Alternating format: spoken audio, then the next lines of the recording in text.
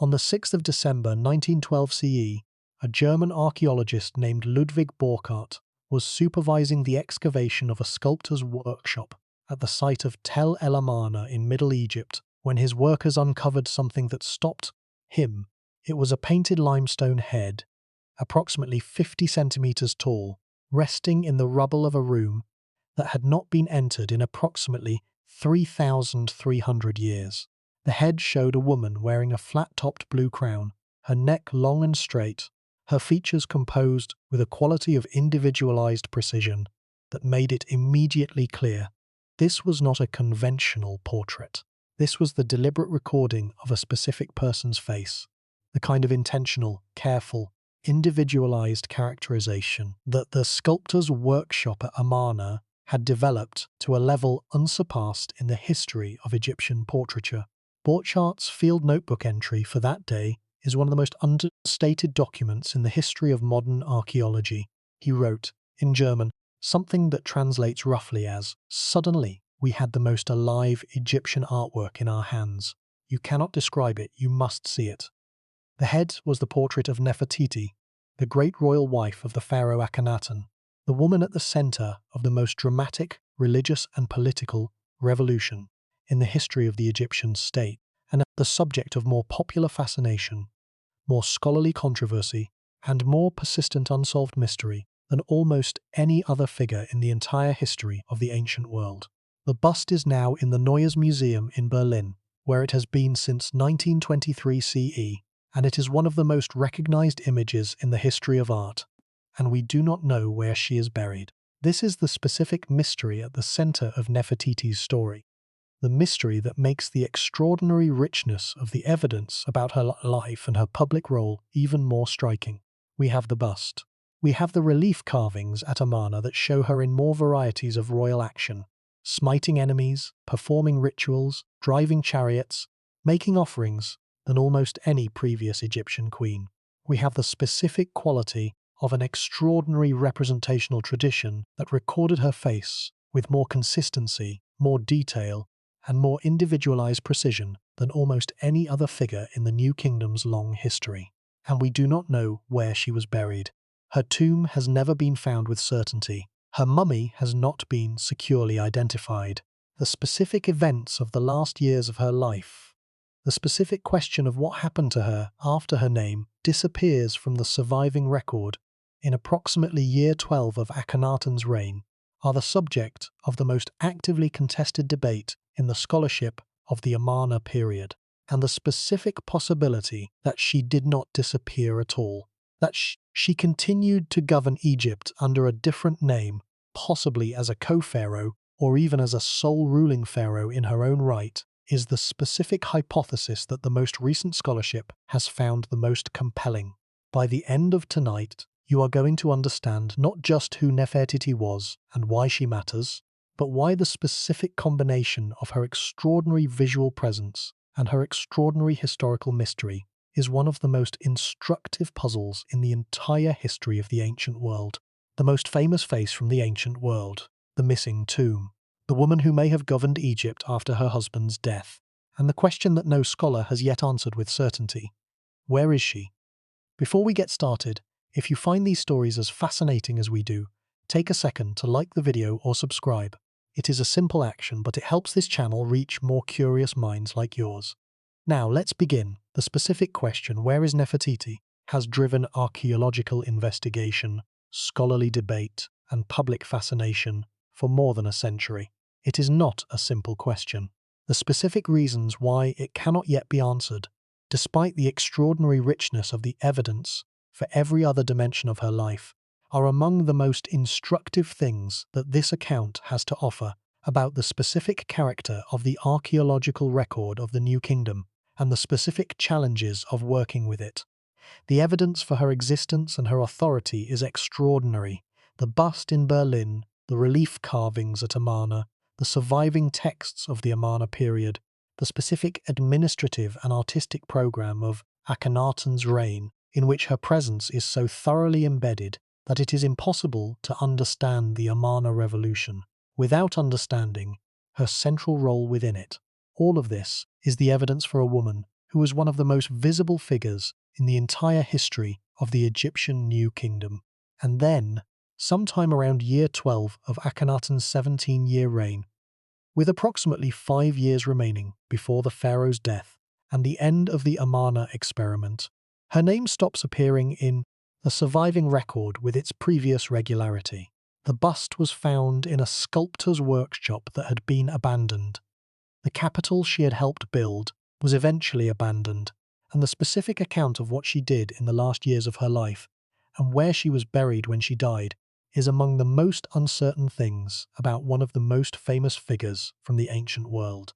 This account addresses the uncertainty directly and honestly. It examines the specific evidence, the specific scholarly debates, and the specific reasons why the central questions about the last years of Nefertiti's life remain unresolved, and it delivers the fullest available recognition of one of the most extraordinary women in the history of the ancient world. The woman who stood at the center of the most dramatic transformation in the Egyptian civilizational tradition's long history, whose face is the most recognized image from the ancient world, and whose tomb has not yet been found. Her name meant, "The Beautiful One has come." The full account of who she was, and the honest reckoning with what we do not yet know about where she went, begins now. The account of the previous episode in this series examined Ta, the great royal wife of Amenhotep III, the non-royal woman from Akhmim, whose extraordinary political authority was acknowledged by the king of Mitanni in a diplomatic letter that is the most direct surviving documentary evidence for a new kingdom queen's independent governing capacity. That account established the context of the new kingdom at its imperial zenith, the extraordinary wealth, the diplomatic sophistication, the brilliant court culture of the most accomplished reign in the 18th dynasty's history. Nefertiti's story is the story of what happened next. The transition from Amenhotep III's reign to Akhenaten's was one of the most dramatic political and cultural transitions in the entire history of the Egyptian state. In the space of approximately one generation, the generation between the death of the new kingdom's most accomplished pharaoh and the establishment of a new capital city in the desert of Middle Egypt, the most institutionally stable and the most artistically sophisticated tradition the ancient world had produced, was subjected to the most radical transformation it had ever undergone. The transformation is known as the Amarna Revolution. Its specific character, the declaration of the exclusive worship of the Aten, the suppression of the traditional Egyptian pantheon, the construction of an entirely new capital city, the development of a new artistic style of extraordinary power and originality, has been described, analysed, and debated in a scholarly literature so vast that it constitutes one of the most extensively studied single episodes in the entire history of the ancient world, and at the centre of the Amarna Revolution, present in every dimension of its expression. The religious program, the artistic tradition, the political structure, the specific character of the new capital city was the woman whose face was carved in limestone and found in a sculptor's workshop in 1912 CE. Understanding Nefertiti requires understanding three things simultaneously: the specific character of the Amarna Revolution and her central role within it, the specific problem of her origins and what the evidence does and does not tell us about where she came from, and the specific scholarship on the question that is the central mystery of her story. The question of what happened after her name stops appearing in the regular record. The Amarna Revolution is the most discussed topic in New Kingdom scholarship, and its broad outlines are well established. Amenhotep IV, Akhenaten, as he renamed himself, came to the throne as the son of Amenhotep III and Ta. Within the first years of his reign, he began a series of religious and political innovations that had no precedent in the history of the Egyptian state. He declared the Aten, the solar disk, to be the only true deity, suppressing or marginalizing the worship of the traditional Egyptian gods. He changed his own name from Amenhotep, which contained the name of the god Amun, to Akhenaten, meaning effective spirit of the Aten. He ordered the construction of a new capital city, Akhetaten, known today as Amarna, at a site in Middle Egypt that had no previous religious or political associations, providing a clean slate for the physical expression of the new religious order. The specific question of why the Amarna revolution happened, of what specific combination of religious conviction, political calculation, and personal psychology produced the most radical transformation in the Egyptian tradition's history, is genuinely unresolved in the scholarship. Different scholars have emphasized different dimensions. The religious conviction of a pharaoh who genuinely believed in the exclusive divinity of the Aten, the political calculation of a ruler who saw the elimination of the traditional priesthoods, especially the enormously powerful Amun priesthood at Karnak, as a means of consolidating royal authority, or the specific personal and aesthetic sensibility of a pharaoh whose extraordinary artistic program expressed a genuinely innovative vision of the natural world. What is clear, across all the scholarly interpretations of the revolution's origins, is that Nefertiti was not a passive spectator. She was depicted throughout the Amarna period in ways that placed her at the center of the revolutionary religious program, performing rituals alongside the pharaoh, present in the specific religious ceremonies of the Aten cult, depicted in the specific poses and the specific contexts that expressed her role as the female complement to the pharaoh's religious authority. The question of Nefertiti's origins, who she was before she became the great royal wife, is one of the more actively debated questions in the scholarship on the Amarna period. The specific evidence is thin. There is no surviving text that directly identifies her parents or her family background in the way that the commemorative scarabs of Amenhotep III identified Ti's parents. The name Nefertiti, meaning approximately "the beautiful one has come," was interpreted by some early scholars as suggesting foreign origins, a woman who came from elsewhere. This interpretation has largely been abandoned in recent scholarship, which has tended toward the view that she was Egyptian. The most widely discussed theory about her specific identity proposes that she was the daughter, or possibly the niece, of Ai, the high official who would eventually become pharaoh after Tutankhamun's death. Ai was a powerful figure in the late Amarna period, whose specific family connections to the royal household are attested in multiple sources. If Nefertiti was his daughter, she would have been of the specifically elevated provincial official class, similar to Ti's background rather than of royal birth. Other scholars have proposed that she was a Mitanni princess, specifically a princess named Tadukipa, who had been sent to the Egyptian court as part of the diplomatic marriage exchange. This specific theory has attracted less support in recent decades, as the evidence for the Tadukipa identification has come to seem insufficient. The honest answer is that the specific origins of Nefertiti remain uncertain. The evidence that would resolve the question definitively, a specific genealogical inscription, a clear textual identification of her parents, has not been found. The AY identification is the most plausible current hypothesis, but it is a hypothesis rather than an established fact. The second essential dimension of context is the specific character of the Amarna artistic tradition and what it tells us about Nefertiti's specific institutional role. The art of the Amarna period is, in a specific and important way, the most direct surviving evidence for the character of the revolutionary program and the specific human beings at its center. The extraordinary naturalism of the Amarna style, the specific treatment of the human figure with the individualized detail that made the Nefertiti bust possible, and that distinguishes the Amarna artistic tradition from the conventionalized forms of the preceding and following periods, was itself a statement about the specific character of the revolutionary vision.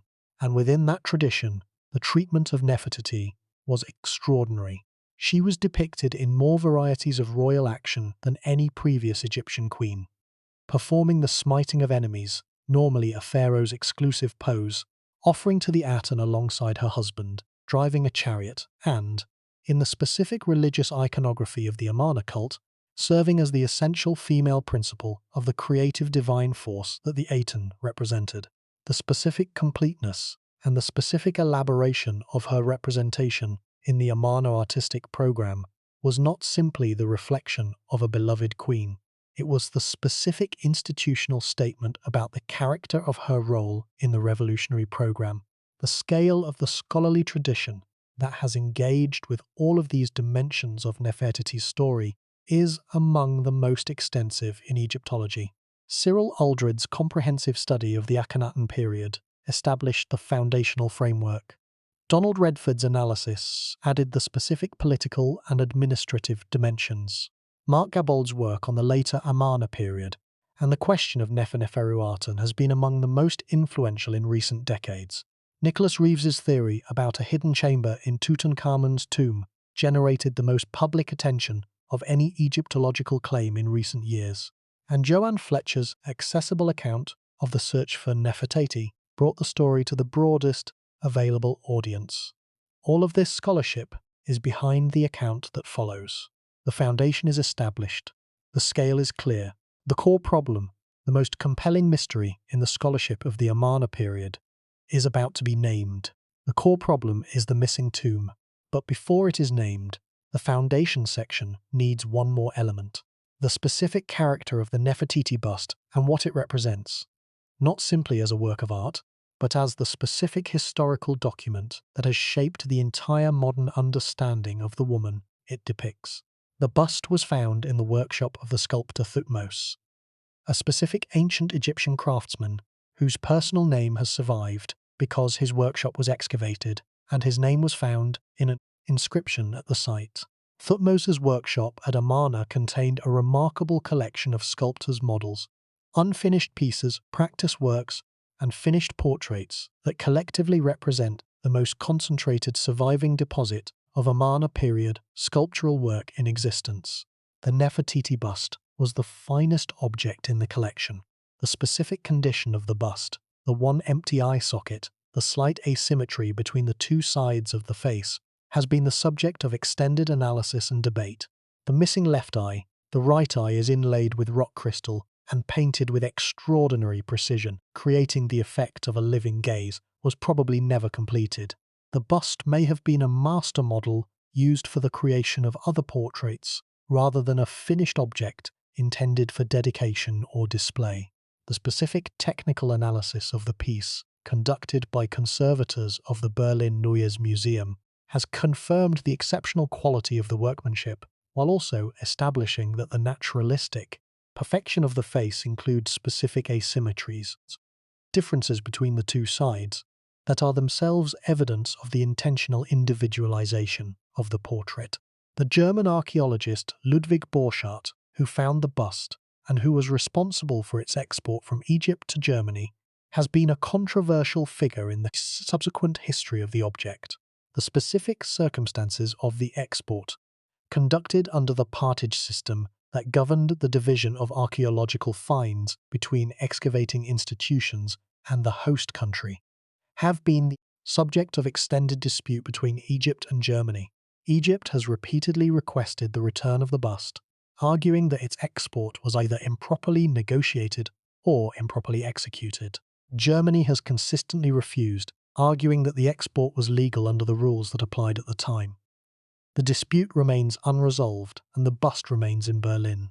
The specific details of the export controversy are examined in the exploration section of this account.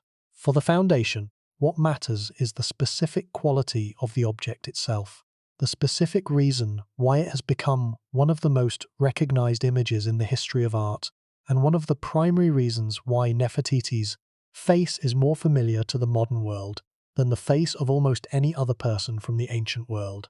That face, specific, individualized, composed with the extraordinary technical mastery of the Amarna workshop tradition, is the beginning and the center of the Nefertiti mystery. The face is known. The woman behind it is, in the most important respects, still being recovered. And the specific recovery, the scholarly work of piecing together the evidence for her life, her role, and the fate of her body, is what the following sections now undertake. The foundation is complete. The core problem follows now. But before it does, the specific place of this account in the series, and in the particular sequence of New Kingdom accounts, deserves its explicit acknowledgement.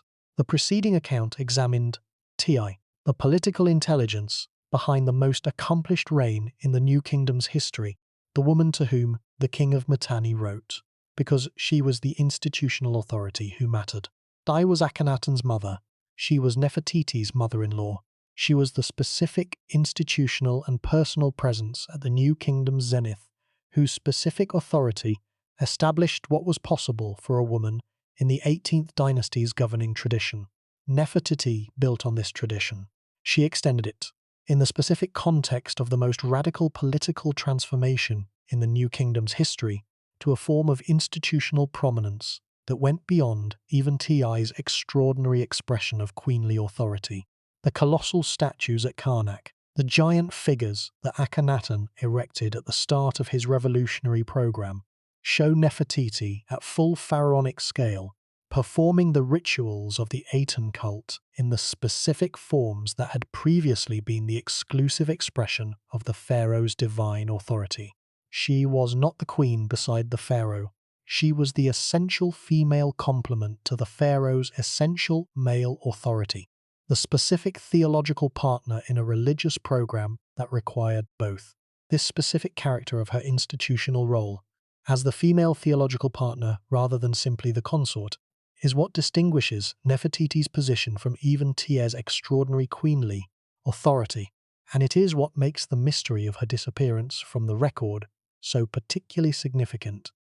If she was the essential female complement to the revolutionary program, what happened when she disappeared? Did the program continue without its essential female principle? Or did she continue to serve that principle under a different identity? The core problem addresses these questions directly. Beginning now. The core problem begins in the section that immediately follows, with the specific question that is the center of this account. What happened to Nefertiti, and where is she? The answer, partial, honest, qualified, is assembled from the full examination of the evidence that the exploration chapters provide. But the foundation must first be fully established, and the most important remaining element of the foundation is the specific scale comparison that places the mystery of Nefertiti's disappearance and her missing tomb in its proper context. The most famous face from the ancient world, the missing tomb. The Egyptian archaeological record for the New Kingdom is, by the standards of ancient historical evidence, extraordinarily rich. The Valley of the Kings has yielded more than 60 identified royal tombs. The temple complexes at Karnak, Luxor, Medinet Habu, and Abydos preserve the most extensive surviving corpus of New Kingdom religious and historical texts.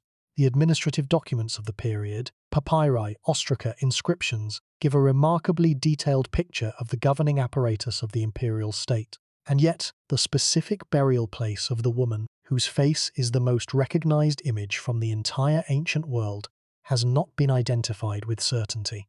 The numbers are striking. More than 60 royal tombs in the Valley of the Kings, thousands of non-royal tombs at Thebes, the Amarna royal tomb, cut into the cliffs of the desert, multiple candidate sites for the burial of a woman who was, by every available measure of institutional prominence, among the most important figures of the New Kingdom's most consequential period. And still, no confirmed tomb, no securely identified mummy, no burial equipment that can be definitively attributed to her. The core problem names the specific reasons for this extraordinary absence. The exploration chapters examine every significant piece of evidence that has been proposed as relevant to the mystery, and the deeper truth section draws out the full significance of the specific combination of extraordinary presence and extraordinary absence that defines Nefertiti's archaeological record.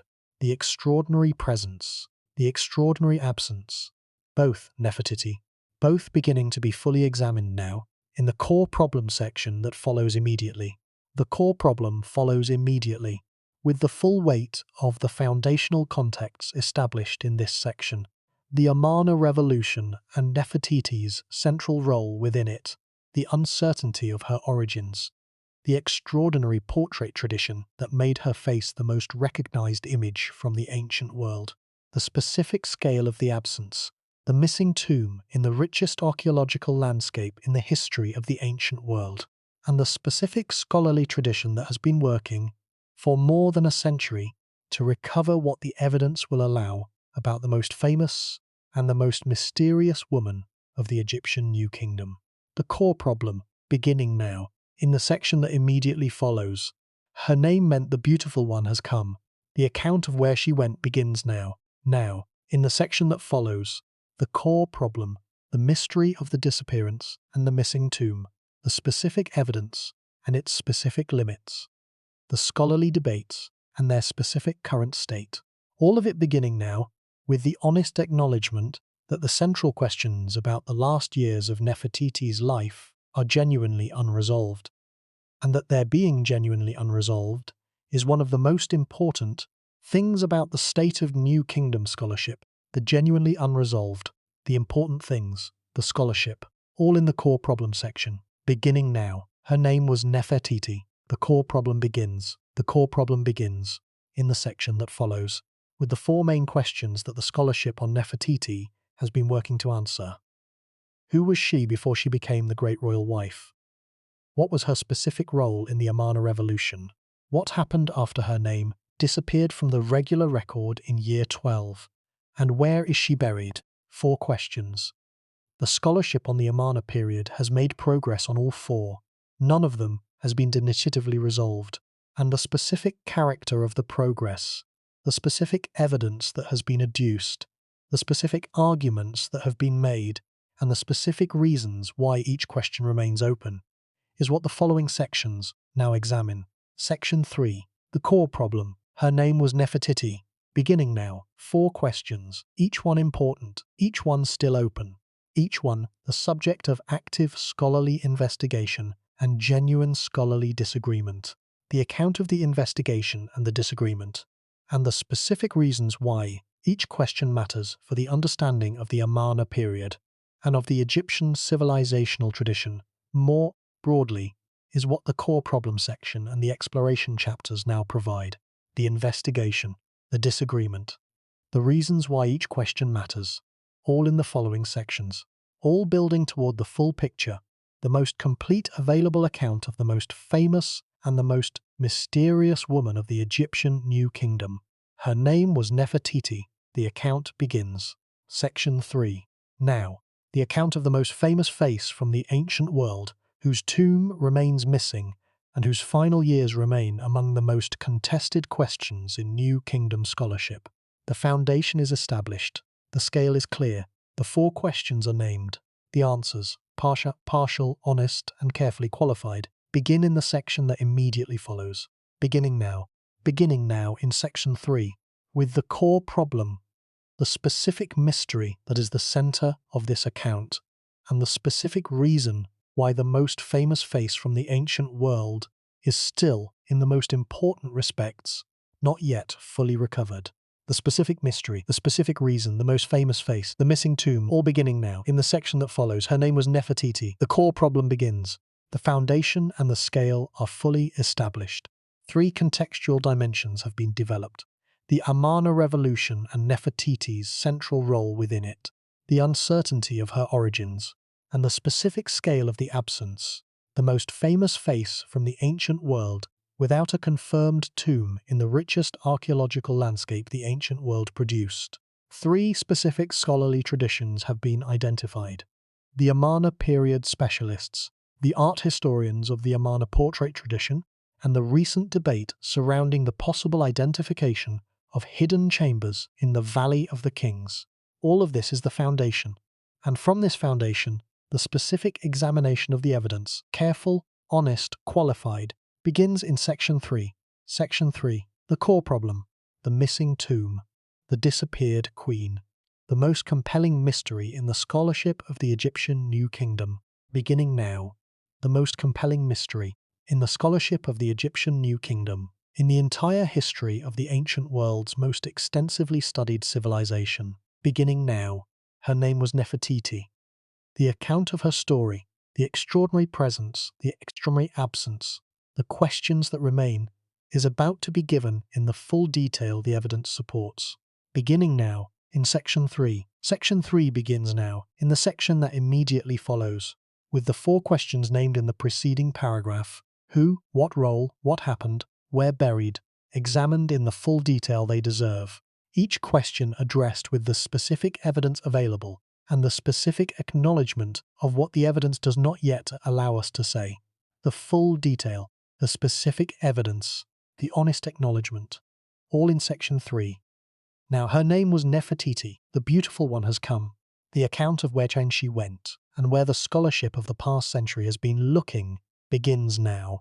The account of where she went begins now, in section 3, with the core problem, with the specific mystery, with the specific evidence and the specific debates. Her name was Nefertiti. The foundation is complete. The scale is clear. Section 3 begins. Section 3. Now, the most famous face from the ancient world, the missing tomb, the 4 questions, the partial, honest, qualified answers that the scholarship provides, and the full recognition of the woman at the center of the most dramatic transformation in the Egyptian civilizational tradition's long history. The full recognition.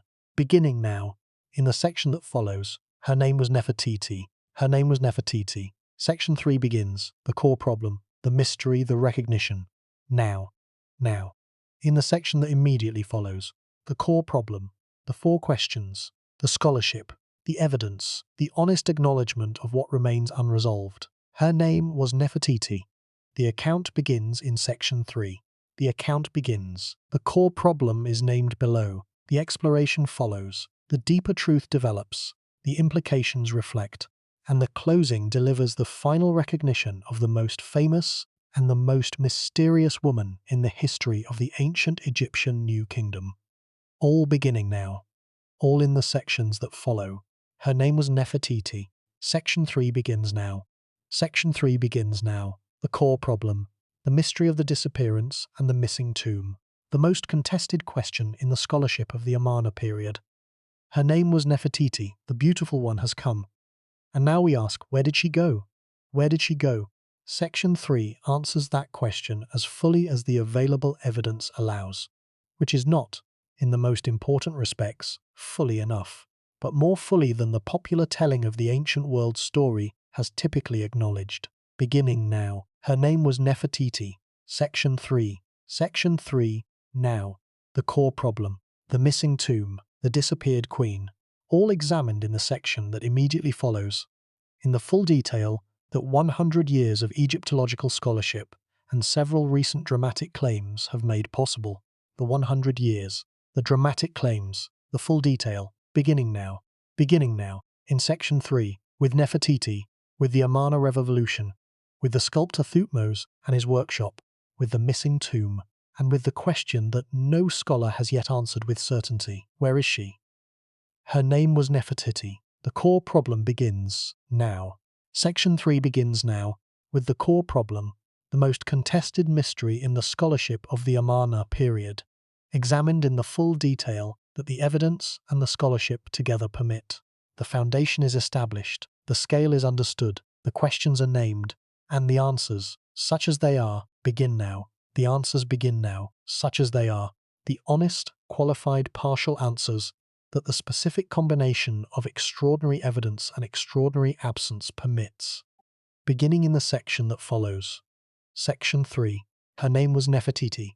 The core problem begins.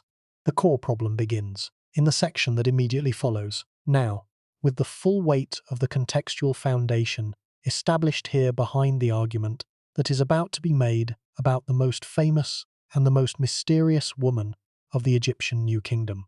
Her name was Nefertiti. The beautiful one has come. Now the accounting of what came after. The accounting of what came after. Section 3. Her name was Nefertiti. Now. The accounting. The core problem. The missing tomb.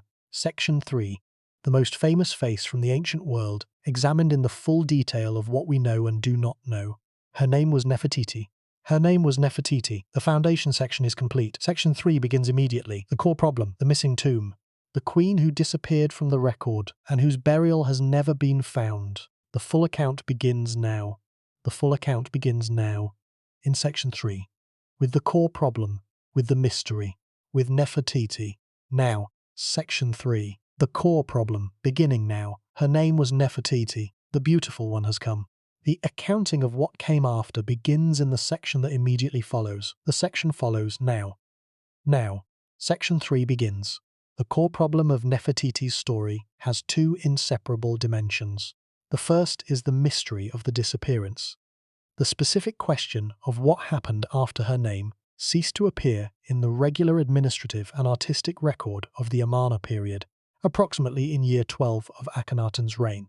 The second is the mystery of the missing tomb, the specific question of where she was buried, which no scholar has yet answered with certainty, despite more than a century of intensive archaeological investigation. Both dimensions are real, both are genuinely uncertain, and both are connected in a specific way that makes the core problem of Nefertiti's story more complex than a simple biographical puzzle about the last years of a historical figure's life. The connection between the two mysteries is this. If the disappearance from the record was a death, then the question of the missing tomb is the question of where a specific historical person was buried in a specific burial place that the archaeological record has not yet located with certainty. But if the disappearance from the record was not a death, if it was instead a change of name and a change of institutional role, then the question of the missing tomb is a different question entirely. It is the question of where a pharaoh was buried, a figure of the highest possible institutional status, whose burial would be expected to be in the Valley of the Kings, in a tomb of the royal standard, with the full funerary apparatus of the Egyptian pharaonic tradition. This is the specific dimension of the core problem that makes it so significant for the understanding of the Amarna period. Not simply, where was Nefertiti buried, but who was Nefertiti when she was buried? Was she the queen who had governed alongside Akhenaten, or was she the pharaoh who had governed after him? The specific evidence for and against the identification of Nefertiti as the female pharaoh known as Neferneferuaten is the most actively debated question in the scholarship of the Amarna period, and it is the question that this core problem section addresses most directly. The name Neferneferuaten, meaning approximately beautiful are the beauties of the Aten, appears in the surviving record of the later Amarna period as the name of a figure of pharaonic authority.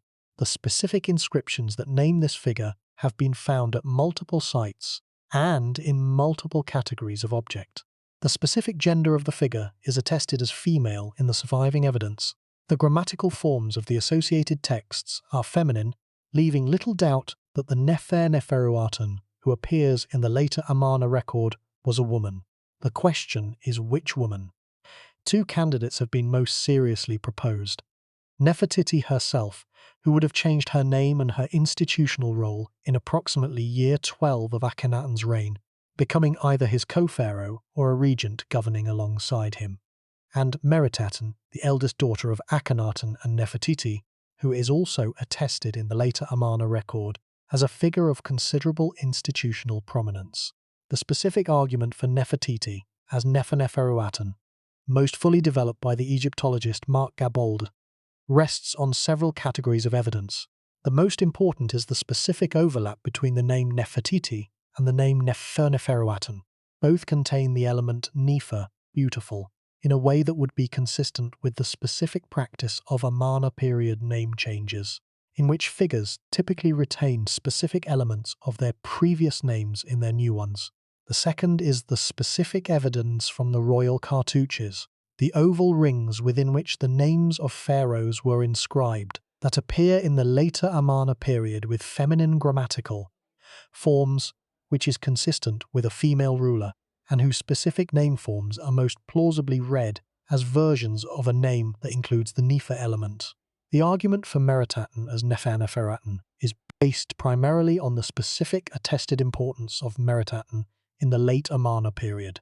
Several inscriptions from the period show Meritaten in a role of exceptional prominence, sufficiently exceptional to be consistent with a pharaonic or co-pharaonic function, and the specific evidence from certain inscriptions that appear to have been altered, with Nefertiti's name replaced by Meritaten's, is consistent with a scenario in which Nefertiti's death was followed by a period of Meritaten's enhanced authority. And it gets more complicated still. The specific question of whether Neferneferuaten was a co-pharaoh during Akhenaten's lifetime, a sole pharaoh after his death, or neither, but rather a figure of exceptional queenly authority who did not hold the full pharaonic titulary, is itself debated. The surviving evidence for Neferneferuaten's authority is genuine, but the specific level of that authority and whether it constitutes a genuine pharaonic role or simply an extremely elevated queenly role is not unambiguously established by the available evidence. The specific reason why this complex of questions matters for the mystery of the missing tomb is directly stated. If Neferuaten was indeed Nefertiti, and if Neferuaten held the full pharaonic authority and died as a pharaoh, then her tomb would be expected to be in the Valley of the Kings, in the specific geological and geographical landscape where the New Kingdom pharaohs were buried, with the specific scale and the specific funerary program appropriate to a ruling pharaoh. This expectation is the specific reason why the most dramatic recent claim about Nefertiti's burial, the theory proposed by the Egyptologist Nicholas Reeves in 2015 CE, located her tomb in the most famous of all Valley of the Kings tombs, the tomb of Tutankhamun. Reeves's theory, published in a paper that became one of the most widely discussed claims in the history of recent Egyptology, argued that the radar scanning technology applied to the walls of Tutankhamun's tomb, the famously small and apparently irregular tomb designated KV62, revealed the presence of hidden chambers behind the north and west walls. Reeves argued that the specific character of the chamber accessible behind the north wall was consistent with an original burial that predated Tutankhamun's use of the tomb, that KV62 was originally a tomb cut for a different person, Nefertiti, in Reeves's specific proposal, and that Tutankhamun's burial in the outer portion of this tomb was the secondary use of a space originally intended for his predecessor. The Reeves theory generated an extraordinary amount of public and scholarly attention. The specific combination of the most famous tomb in the world and the most famous face from the ancient world created a story with immediate popular appeal. The Egyptian Antiquities Ministry organized multiple subsequent scanning sessions, conducted by different teams with different technology, to investigate the specific claims about the hidden chambers. The results of the subsequent scans were deeply contested. Some teams reported findings consistent with Reeves's claims. Others found no evidence for hidden chambers. The Egyptian Antiquities Ministry ultimately concluded, after considering all the available scanning evidence, that the evidence for hidden chambers was insufficient to justify drilling or other invasive investigation. But here is what makes this truly significant. Reeves has not abandoned the theory. The scholarly debate continues, and the specific uncertainty about the scanning results, the specific fact that different teams with different technology produced different results, means that the question of whether there are hidden chambers behind the walls of Tutankhamun's tomb is not yet definitively resolved.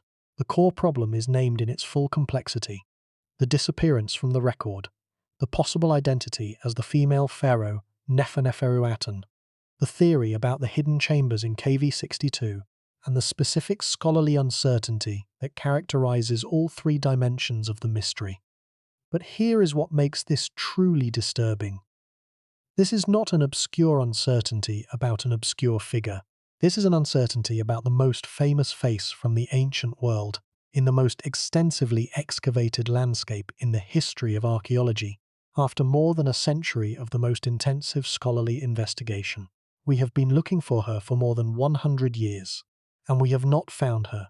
The core problem is stated. The exploration examines the full evidence. The deeper truth addresses the full significance. Her name was Nefertiti. The exploration begins now. The exploration begins now. The 12 chapters of Section 4 examine the full range of the evidence, the Amarna artistic program and Nefertiti's role within it, the specific question of her disappearance and the competing theories, the Neferuaten identification and its evidence base, the Reeves theory and the scanning controversy, the Amarna royal tomb and what it tells us, the question of the younger lady mummy, the bust and its complicated afterlife, the repatriation dispute, the specific character of the scholarly debates, and the broader significance of Nefertiti's story for the understanding of the Egyptian New Kingdom. But before the exploration begins, the core problem requires one more dimension: the specific observation about what the extraordinary combination of visual presence and archaeological absence, in Nefertiti's case, tells us about the specific limits of the archaeological record. The archaeological record of the New Kingdom is extraordinarily rich. The Valley of the Kings contains more than 60 identified tombs. The temples at Karnak and Luxor preserve thousands of square meters of inscribed relief carving. The Amarna site, excavated systematically since the late 19th century, has yielded more material on the specific 18-year period of Akhenaten's reign than is available for most multi-century periods of Egyptian history. And yet the most important biographical fact about the most famous figure of the Amarna period, where was she buried, is not established with certainty. The richness of the record in other respects makes the absence more striking rather than less. We know what she looked like in extraordinary individualized detail. We know the specific rituals she performed. We know the specific titles she held. We know the names of her 6 daughters. We know the name of the sculptor who made her most famous portrait, and we do not know where she is.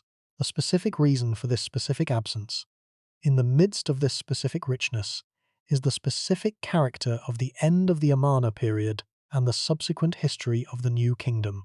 The Amarna experiment ended after Akhenaten's death. The capital was abandoned. The traditional gods were restored. The successors of the Amarna pharaohs, among whom Tutankhamun is the most famous, not because he was the most important, but because his tomb happened to survive intact, attempted, with varying degrees of completeness, to erase the memory of the Amarna period from the Egyptian record. The specific erasure, the systematic removal of Akhenaten's name, Nefertiti's name, and the other names associated with the Amarna experiment from the inscriptions that could be reached, was one of the most extensive acts of intentional historical revision in the entire history of the ancient world. The specific scale of the erasure was itself the evidence for the specific importance of what was being erased. The Amarna period was considered sufficiently threatening or sufficiently illegitimate to warrant the very considerable expenditure of resources required to systematically remove it from the official record. This specific erasure is part of the reason why the question of Nefertiti's tomb is so difficult. The post-Amarna revision of the record created a specific confusion about the identity and the burial of figures from the period. A confusion that the surviving evidence is not, in every case, sufficient to resolve.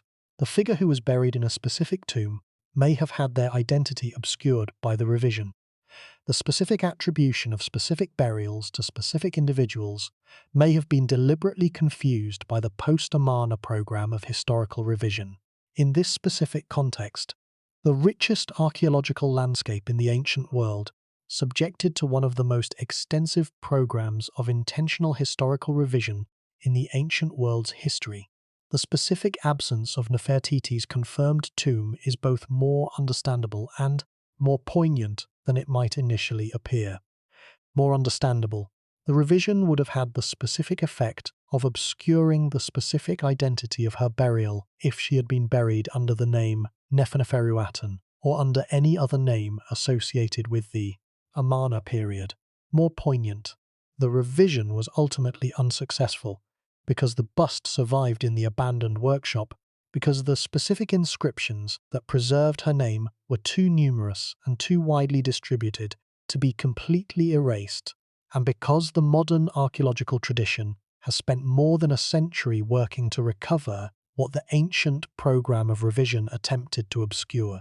The exploration section now examines the specific evidence that has been recovered, the specific debates about what it implies, and the specific questions that the recovery still leaves open.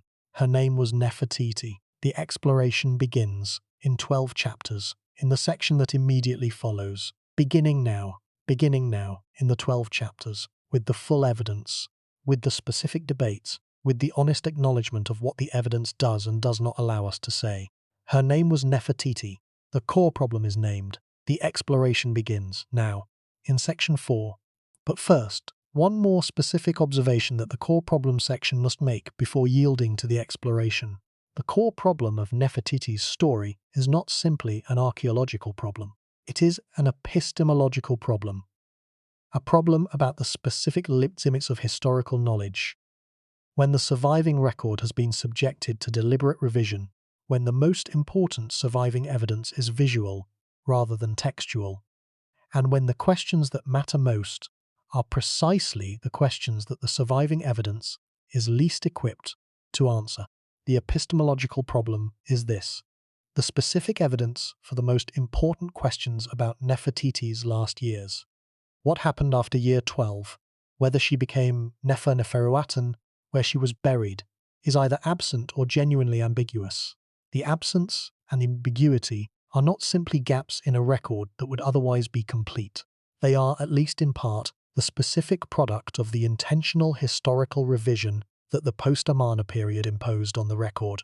Confronting this epistemological problem honestly, acknowledging both what the evidence shows and what it does not show, and explaining why the specific gaps exist, is what distinguishes the careful scholarly account from the sensationalized claims that the mystery of Nefertiti has attracted in the popular literature. This account takes the careful scholarly approach. It acknowledges the genuine uncertainty about the most important questions. It presents the strongest available arguments for the competing interpretations, and it delivers the honest conclusion that the evidence most plausibly supports, qualified with the specific acknowledgement that the conclusion is a probability judgment rather than a certainty. The honest conclusion, the probability judgment, the qualified certainty, all in the exploration and the deeper truth sections that follow. Beginning now, her name was Nefertiti. The core problem is complete. The exploration follows. The exploration follows in section 4, in 12 chapters, with the full evidence assembled and examined, with the specific debates presented in their strongest available forms, and with the full recognition of the most famous and the most mysterious woman of the Egyptian New Kingdom, given in the form that the evidence supports. The form that the evidence supports, the strongest available forms, the full recognition, all in section 4, beginning now. Her name was Nefertiti. The exploration begins. The exploration begins. Section 4, 12 chapters. The Amarna program, the disappearance, the Neferuaten identification, the Reeves theory, the scanning controversy, the younger lady mummy, the bust and its history. All of it examined. All of it building the most complete available account of most famous and the most mysterious woman in the history of the ancient world. The most famous. The most mysterious. Her name was Nefertiti. The exploration begins. Now. The 12 chapters of section 4, each examining a specific category of evidence, each building the cumulative case, and at the end of the 12 chapters, the full picture, assembled from the specific evidence, qualified by the honest acknowledgement of what remains uncertain, and organized around the specific question that is the heart of the mystery. Where is she? Her name was Nefertiti. The exploration answers the question as fully as the evidence allows, beginning now, in section 4, the 12 chapters, beginning with the Amarna artistic program and the specific character of Nefertiti's representation within it, continuing through the disappearance, the identification debates, the Reeves theory, and the broader pattern of the evidence, ending with the full picture of who she was, what she did, and, to the extent the evidence allows, where she is. 12 chapters, the full evidence, the full picture, beginning now. Her name was Nefertiti. The core problem is named, the exploration begins. The core problem has 3 major dimensions: the specific mystery of the disappearance from the record, the specific question of the Neferuaten identification, and the specific controversy about the Reeves theory. All 3 are examined in detail in the exploration chapters. The core problem section has named all 3 and established the specific relationships between them. The relationship. If the disappearance was a death, the missing tomb question is the question of where a queen was buried. If the disappearance was a name change and a role change, the missing tomb question is the question of where a pharaoh was buried. The Reeves theory addresses the second version of the question, proposing a specific location in the most famous tomb in the Valley of the Kings.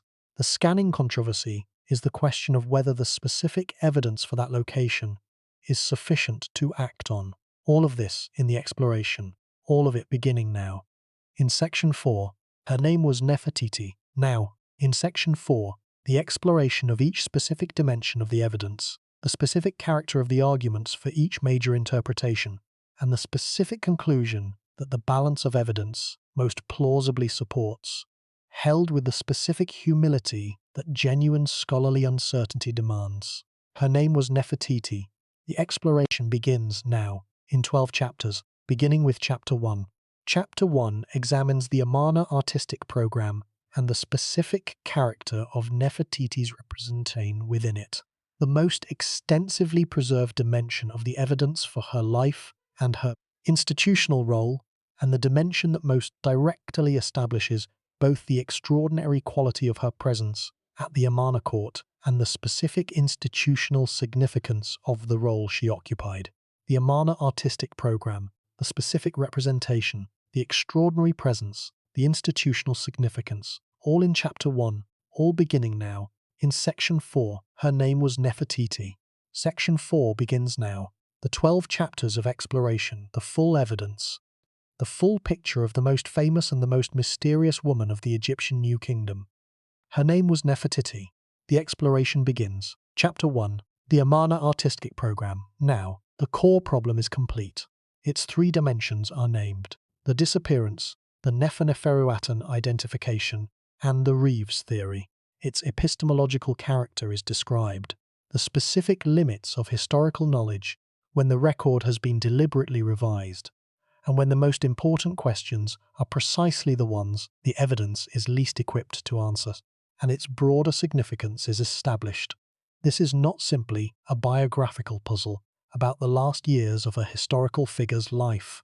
It is a question about the identity of a pharaoh, the location of a royal tomb, and the specific fate of one of the most important figures in the history of the Egyptian New Kingdom.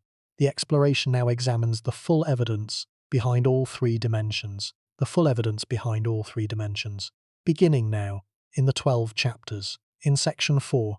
But before the section yields to the exploration, the core problem section requires one final observation that is essential for the full understanding of everything that follows. The specific observation about what the Reeves theory means for the question of Nefertiti's identity. Reeves proposed that the tomb behind the north wall of KV62 was the original burial of Nefertiti. The specific logic of his proposal required that Nefertiti had been buried as a pharaoh, that her burial had the specific scale and the specific character that would merit a tomb in the Valley of the Kings, prepared to the standard of a royal burial. This specific requirement is itself a statement about Nefertiti's institutional identity. Reeves's theory implicitly identifies her as Nefertiti, the female pharaoh, whose burial would be expected in the Valley of the Kings. The Reeves theory is therefore not simply a claim about where a tomb is located.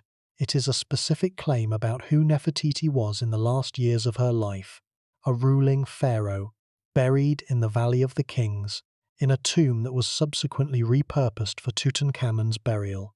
The theory's specific plausibility depends on the prior identification of Nefertiti as Nefertiti, which is itself the most contested question in the scholarship of the Amarna period.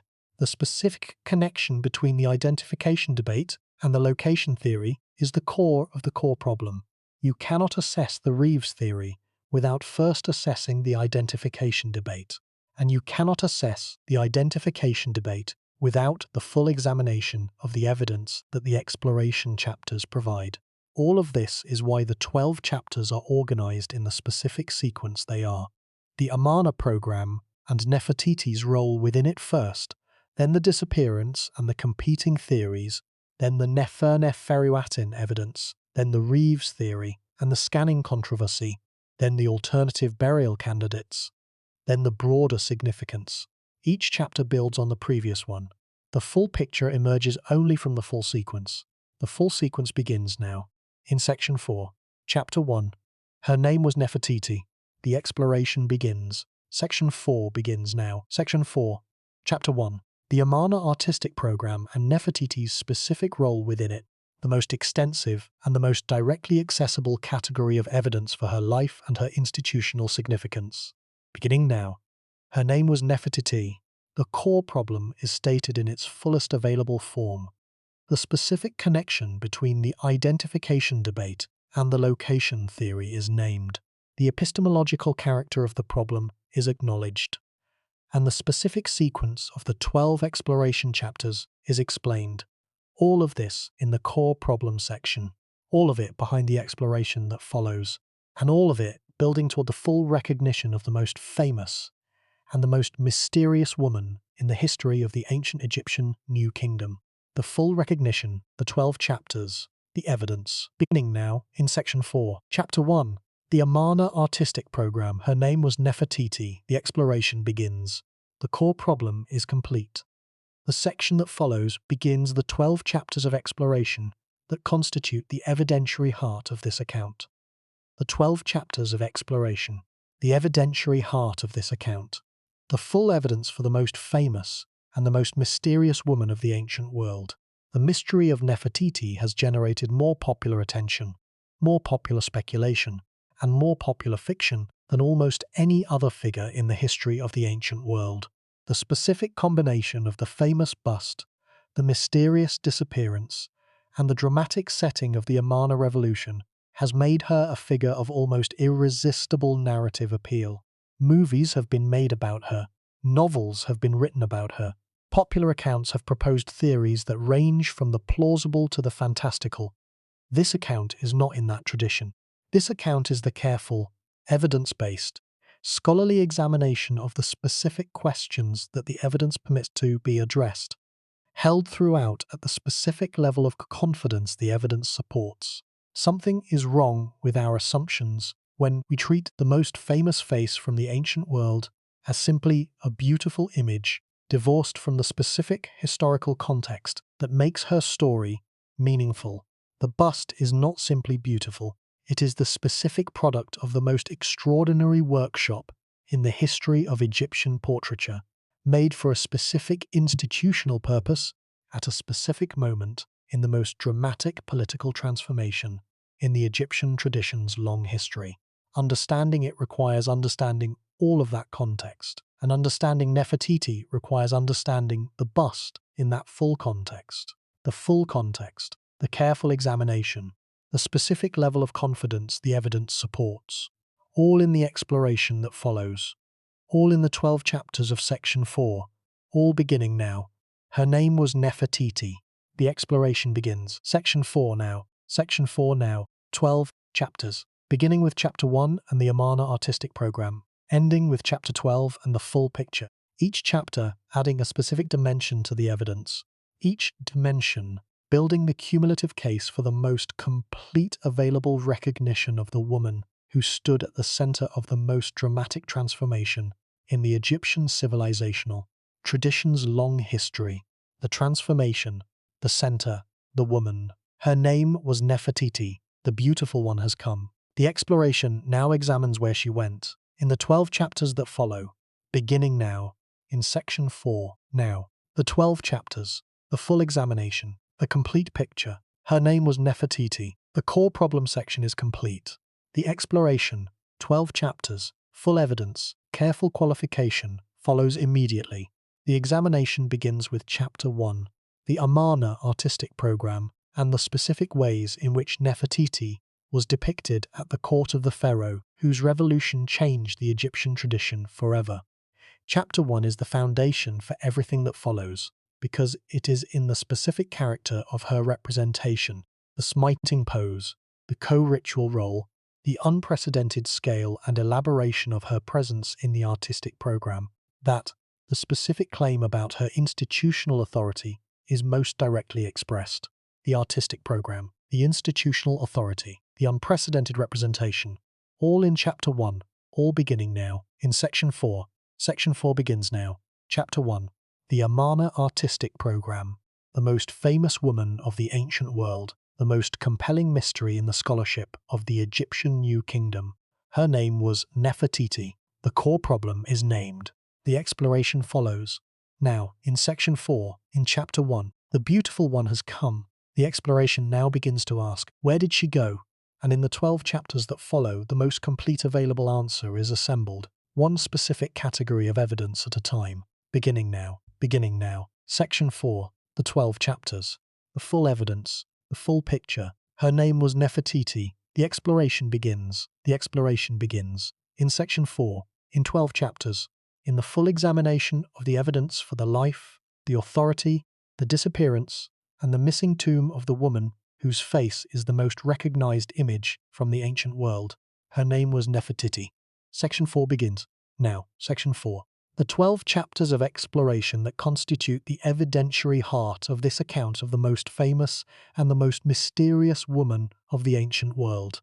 Each chapter examining a specific dimension of the evidence, each dimension adding to the cumulative picture, and the cumulative picture delivering, as fully as the evidence allows, the recognition that the missing tomb and the uncertain final years have not diminished, the recognition of Nefertiti's extraordinary authority, her extraordinary presence, and the specific significance of her story for the understanding of the most dramatic transformation in the Egyptian civilizational tradition's long history. The recognition, the 12 chapters, Section 4. Her name was Nefertiti. The exploration begins now. Beginning now. Section 4. Chapter 1. The Amarna Artistic Program. Her name was Nefertiti. The core problem is complete. The exploration follows immediately. The exploration follows immediately, in the section below, in 12 chapters, with the full evidence. Her name was Nefertiti. The core problem is named in all 3 dimensions.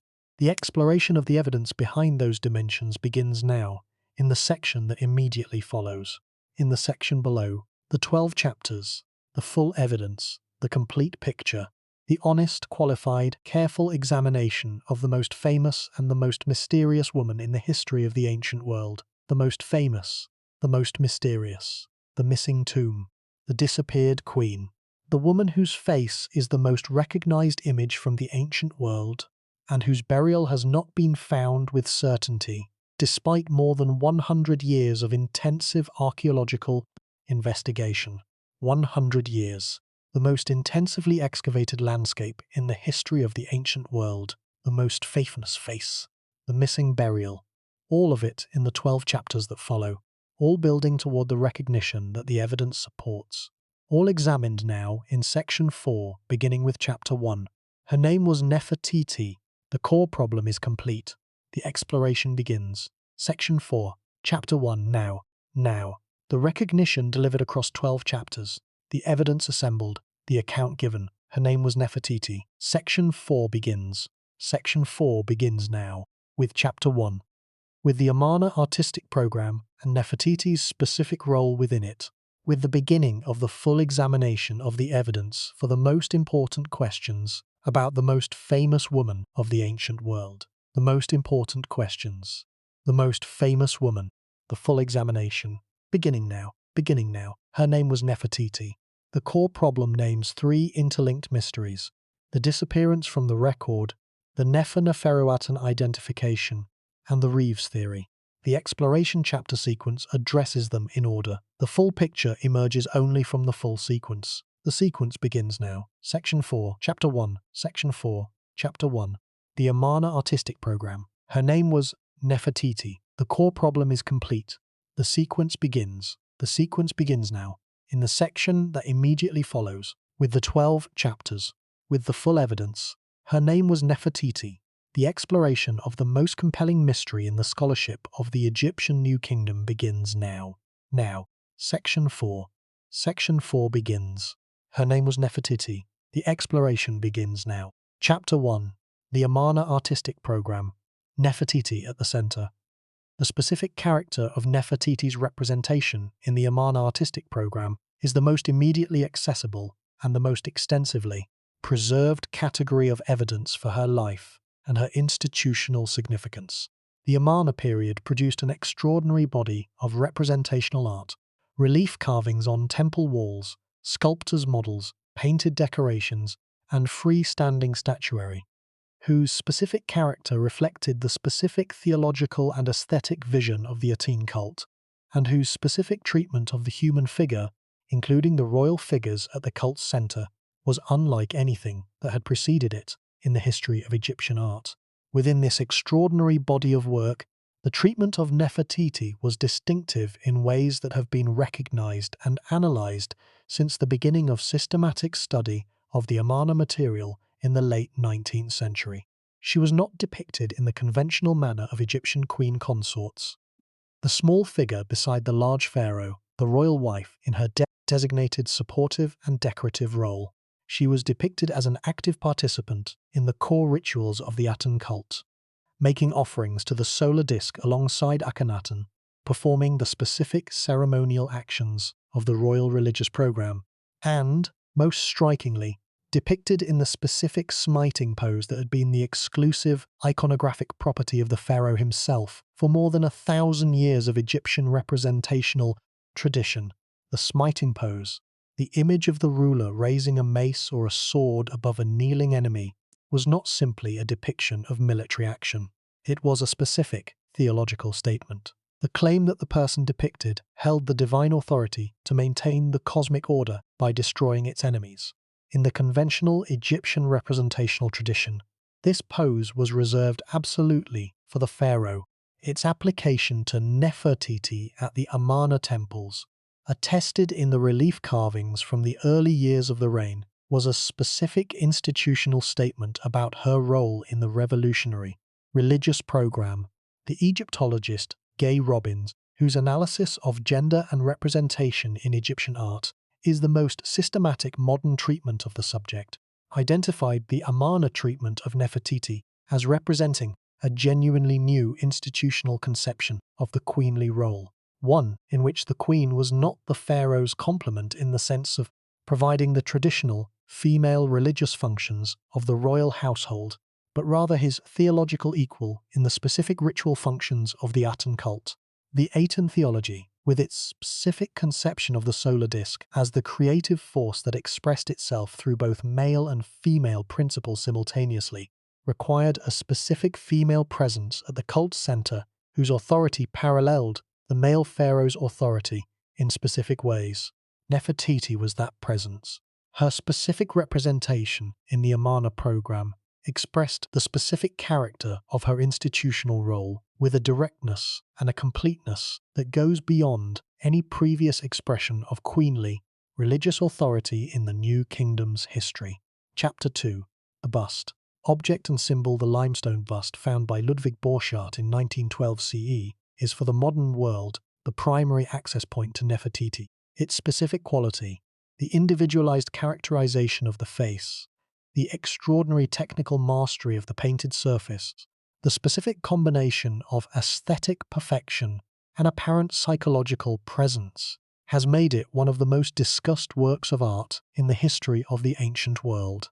The specific technical dimensions of the bust have been extensively analyzed by the conservators of the Berlin Neues Museum, who have access to the object, and whose published analyses are the most authoritative available source for the technical evidence about its production. The bust is made of limestone, covered with a layer of stucco. The painted decoration, the specific colors of the skin, the eyebrows, the lips, the crown, is applied to the stucco surface with extraordinary precision. The right eye is inlaid with a specific combination of materials. The white of the eye is polished quartz, the iris is crystal, with a black pupil painted on the inner surface, creating the effect of a specific present living gaze. The left eye socket is empty. The specific absence of the left inlay has been the subject of extended discussion. The most widely accepted current interpretation is that the bust was a master model, a reference sculpture used by the workshop to guide the production of other portraits, rather than a finished, dedicated object. Master models were typically kept in the workshop itself, rather than dedicated to a temple or a palace, which is consistent with the bust's specific find spot, in the workshop, not in a temple or a palace context. The absence of the left eye inlay would be consistent with a model that was never fully completed because it was never intended for public display. The specific circumstances of the bust's export to Germany have been among the most publicly discussed aspects of the Nefertiti story in recent decades. Borchardt's expedition operated under the partage system, by which the excavating institution and the Egyptian Antiquities Service divided the finds. The specific terms of the division of the Thutmose workshop finds have been the subject of a long dispute. Egyptian officials and scholars have argued that the partage agreement was conducted with deliberate misrepresentation of the bust's significance that Borchardt minimized its importance in the division discussions to ensure it would be allocated to the German side. Borchardt's defenders have argued that the division was conducted according to the applicable rules, and that the German side was entitled to its share of the fines. The bust arrived in Germany in 1913 CE and was exhibited publicly for the first time in 1923 CE in Berlin. Egypt has requested its return on multiple occasions.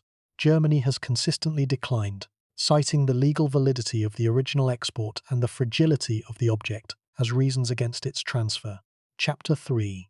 The Amarna capital.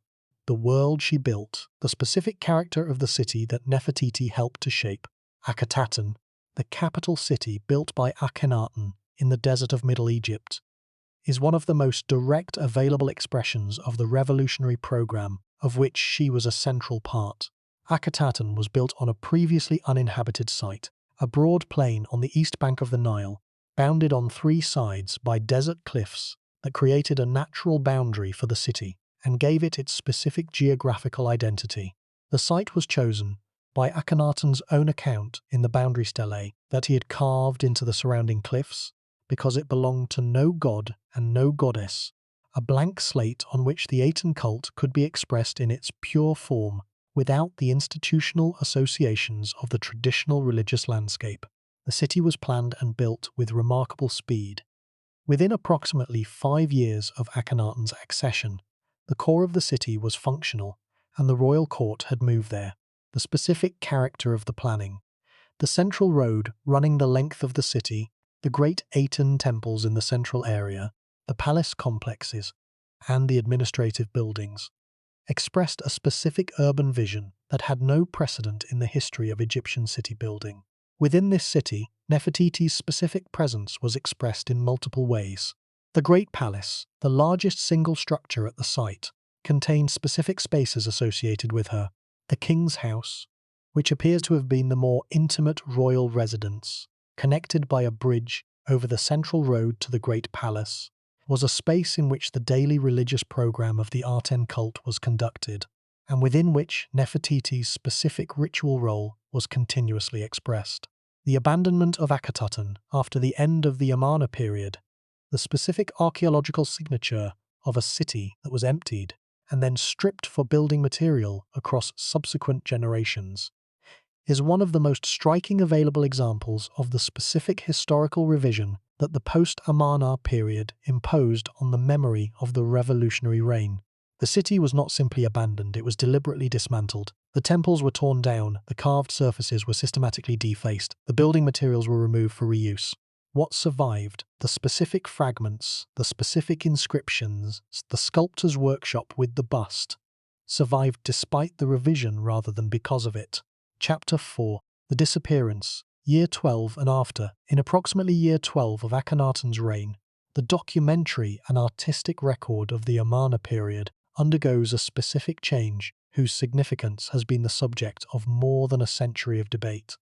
The name of Nefertiti, which had been ubiquitous in the inscriptions, the reliefs, and the administrative records of the preceding years, begins to appear with decreasing frequency, and eventually stops appearing in the forms in which it had previously been present. The specific character of this change has been interpreted in several ways. The earliest scholarly interpretation, still held by some specialists, though it has lost ground in recent decades, is that Nefertiti died around year 12 and that her disappearance from the record reflects a simple biographical fact. The second interpretation, that she fell out of favour, was exiled, or was otherwise removed from her central role at the Amarna court, was popular in the mid-20th century scholarly literature. The specific evidence for this interpretation was primarily the observation that her name appears to have been erased or replaced by another name, most often Meritaten's, in certain inscriptions from the later Amarna period. This specific evidence, the erasures, was interpreted as the sign of a disgrace. The third interpretation, and the one that has gained the most scholarly support in recent decades, is that the change in the record reflects not a death or a disgrace, but a change of name and institutional role. Nefertiti, on this reading, adopted the name Nefertiti and assumed a co-pharaonic or pharaonic role in the later years of Akhenaten's reign, governing alongside him or independently after his death. The specific arguments for this interpretation are examined in the following chapter. For this chapter, the specific observation is about the character of the change. Whatever it was that happened around year 12, it was a significant event. The specific dramatic reduction of a previously ubiquitous name from the record of a major Egyptian institution is not an accident. Something changed, and the change was substantial enough to leave a specific mark on the surviving material. Chapter 5. Nefertiti, the female pharaoh theory, the specific evidence for the identification Nefertiti as the female pharaoh. Nefertiti has been assembled and analysed most comprehensively by the French Egyptologist Marc Gabold, whose study of the Amarna royal succession is the most detailed available treatment of the specific question. The primary evidence for the identification is threefold. First, the specific name. The name Nefertiti contains the element Nefer, which appears in Nefertiti's name and whose specific combination with the Aten cult element suggests a woman who was both personally identified with beauty, as Nefertiti's name expressed, and with the Aten theological program. Second, the specific grammatical evidence. The surviving inscriptions that include the name Nefertiti use feminine grammatical forms, establishing that the holder of the name was a woman. Third, the specific inscriptional evidence. Certain inscriptions that originally named Nefertiti appear to have been altered to name Nefertiti, suggesting a specific institutional transition rather than a simple succession between different people. The specific argument against this identification is primarily the argument for Meritaten. Meritaten, the eldest daughter of Akhenaten and Nefertiti, is also attested in the later Amarna record with exceptional prominence. The specific evidence for Meritaten's elevated role includes several inscriptions that originally named a different person, possibly Nefertiti, and were subsequently altered to name Meritaten. This alteration evidence is the same evidence that the Nefertiti as Nefertiti theory interprets as showing Nefertiti becoming Nefertiti, but the interpretation of who replaced whom in the altered inscriptions is itself contested. The math is striking when you consider the specific scope of the scholarly disagreement. The same physical evidence, the altered inscriptions, the feminine cartouches, the specific name forms of the later Amarna period, supports two different readings, depending on the specific interpretation of the alteration sequence. The specific question of which reading is correct is, in the most direct sense, a question about whether the person whose name was erased was Nefertiti, being replaced by Nefertiti in the theory that says these are different people, or the mother, being renamed as Nefertiti in the theory that says they are the same person. The current scholarly consensus. To the extent that a consensus can be said to exist on a question, this actively debated, leans toward the Nefertiti as Nefertiti identification, primarily because of the specific name evidence and because of the broader pattern of Amarna period royal succession, in which the evidence for multiple competing figures of royal authority in the final years of the reign is more consistent with a single individual holding successive roles than with multiple different individuals simultaneously holding elevated authority. Chapter 6. The Reeves Theory. A hidden chamber in KV62 in 2015 CE. The Egyptologist Nicholas Reeves published a paper titled The Burial of Nefertiti that proposed one of the most dramatic specific claims in the recent history of Egyptian archaeology, that the tomb of Tutankhamun in the Valley of the Kings contained hidden chambers behind its north and west walls, and that the chamber behind the north wall was the original burial place of Nefertiti. The specific evidence for the theory was technological. Reeves examined high-resolution scanning images of the painted north wall of the burial chamber and identified what he described as specific visual anomalies, lines and edges beneath the painted surface that he interpreted as the outlines of a sealed doorway, consistent with the specific architectural pattern of an entrance to an additional chamber. The specific reasoning behind the proposal that the hidden chamber contained Nefertiti's burial was primarily architectural. Reeves argued that the specific character of KV62, its small size, its irregular layout, its specific position relative to other tombs in the valley, was more consistent with a tomb cut for a queen than with one cut for a pharaoh. The proposition was that KV62 was originally prepared as Nefertiti's tomb, in her role as the pharaoh Neferneferuaten, and that the outer portion was subsequently adapted for Tutankhamun's burial when he died unexpectedly young and no tomb was fully prepared for him. The specific response to the Reeves theory from the Egyptian Antiquities Ministry was to organize a series of scanning surveys of the tomb to test the claim. The results of these surveys were deeply contested. An initial survey by the Japanese imaging team of Hirokatsu Watanabe, conducted in 2015, reported findings that Watanabe described as consistent with Reeves's proposal. Subsequent surveys by other teams produced contradictory results. One Italian team reported findings consistent with hidden chambers, while an American team using different technology reported no evidence for them. The Egyptian Antiquities Ministry conducted its own comprehensive analysis of all the scanning data and in 2018 announced its conclusion that the evidence for hidden chambers was insufficient to justify further investigation. Reeves disagreed with this assessment and continued to argue for his theory. The specific controversy remains unresolved. Chapter 7. The Amarna Royal Tomb at 26. The Royal Tomb at Amarna, designated A26 in the standard numbering of the Amarna Tomb Registry, was the official burial place prepared for the Amarna royal family during the period of the city's use.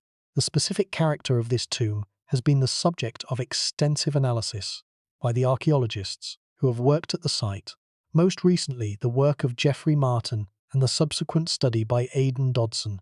The tomb shows evidence of multiple phases of use, specific rooms prepared for specific individuals, with the specific inscriptions and decorative programs appropriate to each. Among the most important rooms is one that preserves wall paintings depicting the death and burial of a young woman, identified by the inscriptions as Meketaten, the second daughter of Akhenaten and Nefertiti. The scenes, which show Akhenaten and Nefertiti mourning over the dead young woman, are among the most emotionally immediate surviving examples of Amarna period royal art. What the Amarna royal tomb does not provide is a secure burial context for Nefertiti herself. The tomb appears to have been abandoned, along with the city, after the end of the Amarna period. Any burials that had already been placed there were apparently removed, possibly to other locations in the Valley of the Kings or elsewhere. As part of the specific process of managing the royal burials of the Amarna period during the post-Amarna restoration, Chapter 8, The Valley of the Kings, Alternative Candidates. If Nefertiti was buried in the Valley of the Kings, whether as the pharaoh Neferneferuaten, as the Queen Mother, or in some other institutional capacity, there are specific candidate tombs that scholars have examined as possible burial places. The most directly proposed alternative to the Reevesy theory is the unexcavated or incompletely examined tomb complex KV21, which contains the mummified remains of two women of apparent royal identity, but whose specific identification has not been established. Several scholars have proposed that one of these women might be Nefertiti, though the specific evidence for this identification is limited. KV63, an Amarna period embalming cache discovered in 2005 CE, is another relevant piece of the puzzle. The cache, found near KV62, Tutankhamun's tomb, contained a series of storage jars, mummiform coffins without mummies, and embalming materials consistent with the preparation of multiple burials. The presence of this specific Amarna period cache so close to Tutankhamun's tomb is itself evidence for the concentration of Amarna period burial activity in this specific area of the valley. Chapter 9. The Younger Lady Mummy. The specific question of whether any of the currently known mummies from the Valley of the Kings might be Nefertiti is one of the most direct and the most contested aspects of the tomb mystery, and it is addressed most directly in the DNA analysis published by Hawass and colleagues in 2010 CE. The analysis proposed that the mummy known as the Younger Lady from the KV35 cache was the mother of Tutankhamun. The specific identification of the Younger Lady as Nefertiti has been proposed by some scholars, most prominently Joanne Fletcher, and rejected by others who have proposed alternative identifications. Kia, another wife of Akhenaten, being the most commonly proposed alternative. The specific DNA evidence does not directly establish the younger lady's identity beyond her position in the family tree. The relationship to Tutankhamun is established by the DNA analysis. The specific name of the person who held that position is not established by the DNA analysis alone. The younger lady could be Nefertiti. She could be Kia. She could be someone else whose specific identity remains unknown. Chapter 10. The bust's journey, repatriation and memory. The specific history of the Nefertiti bust since its discovery in 1912. Its journey from the sculptor's workshop at Amarna to its current place, in the Neues Museum in Berlin, is itself one of the most instructive stories in the history of archaeological politics and cultural heritage. The dispute between Egypt and Germany over the bust has been one of the most publicly prominent cultural heritage repatriation disputes in the world, since Egypt formally requested the bust's return in 2003 CE. The German position that the bust was legally exported under the applicable rules and that its fragility makes transfer dangerous has been consistently maintained by successive German governments. The Egyptian position that the export was improperly conducted and that the bust should return to its country of origin has been equally consistently maintained.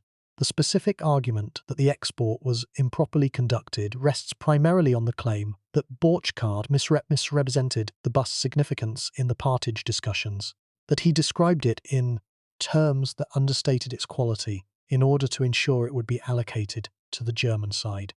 The surviving partage documentation is the subject of competing interpretations on this specific point. Chapter 11. The scholarly tradition, a century of investigation. The specific scholarly tradition that has engaged with the question of Nefertiti's missing tomb spans more than a century and involves the most distinguished names in New Kingdom Egyptology. From the earliest systematic studies of the Amarna period by Norman de Garis Davies and others in the early 20th century, through Cyril Aldred's comprehensive framework, Donald Redford's political analysis, Mark Gaboldi's succession studies, Nicholas Reeves's scanning claims, and Joanne Fletcher's biographical synthesis. Each generation of scholarship has added specific dimensions to the understanding of a figure whose story remains genuinely incomplete. The specific character of the scholarly tradition, the sustained engagement with genuinely uncertain evidence, the willingness to propose and revise interpretations as new evidence accumulates, the specific intellectual honesty required to acknowledge what the evidence does not allow us to say, is itself one of the most instructive things about the Nefertiti case. It is a tradition that has consistently refused to resolve the mystery by pretending to more certainty than the evidence warrants. Chapter 12. The full picture. The full picture of Nefertiti, assembled from the 11 preceding chapters, is the picture of a woman of extraordinary institutional significance and extraordinary personal presence, whose story is more completely known in its public dimensions than in its biographical conclusion. She was the great royal wife of Akhenaten, the revolutionary pharaoh who imposed the most dramatic religious transformation in the history of the Egyptian state. She was depicted in the Amarna artistic program with a completeness and an elaboration that expressed a conception of queenly religious authority unprecedented in the New Kingdom's history. She was the possible holder of the pharaonic name Nefertiti, which would make her one of the small number of women who held the full ruling authority of the Egyptian state. She was the subject of the most famous portrait from the ancient world, found in a sculptor's workshop at an abandoned city and now in a museum that a sovereign state has been requesting its return from for more than 2 decades. And she is, in the most literal and most immediate sense, missing the most famous face from the ancient world without a confirmed tomb. The deeper truth develops the full significance of this extraordinary picture. Beginning now. Chapter 13. The daughters. 6 names. One silenced Nefertiti bore 6 daughters to Akhenaten, Meritaten, Meketaten, Ankhesenpaten, later Ankhesenamun, wife of Tutankhamun, Neferuaten Tasherit, Neferua, and Setapenre. The existence of all 6 is attested in the inscriptions and relief carvings of the Amarna period, where the daughters appear with their parents in the specific family scenes that were characteristic of the Amarna religious program. The specific use of the name Nefertiti Tasherit, the fourth daughter, whose name means beautiful beauties of the Aten the Younger, is itself significant for the broader discussion of the Nefertiti identification. The Tasherit element means the younger or the lesser, a specific naming convention that was typically used to distinguish a junior figure who shared a name with a senior figure. If the fourth daughter's name was Nefertiti Tasherit, this specifically implies the existence of a senior Nefertiti, a greater figure of that name who preceded the daughter in holding it. This specific naming logic is one of the pieces of evidence that supports the interpretation of Nefertiti as the senior Nefertiti, with her daughter named after her in the specific way that the Tasherit convention expressed. The six daughters are the most immediate human expression of Nefertiti's presence at the Amarna court. The relief carvings showing the royal family, Akhenaten and Nefertiti, with their daughters beneath the rays of the Aten, are among the most humanly accessible surviving images from the Amarna period, expressing the specific warmth and the specific intimacy that the Amarna artistic tradition brought to the depiction of the royal family. The specific fate of the daughters after the end of the Amarna period is itself part of the story of the Amarna revolution's aftermath. Meritaten apparently played a significant role in the late Amarna period. Ankhesenparten became the wife of Tutankhamun and is attested in the inscriptions of his reign. The specific fate of the other daughters is not clearly established, and their mother's own fate, as the previous chapters have examined, is the central unresolved question of the period. Chapter 14.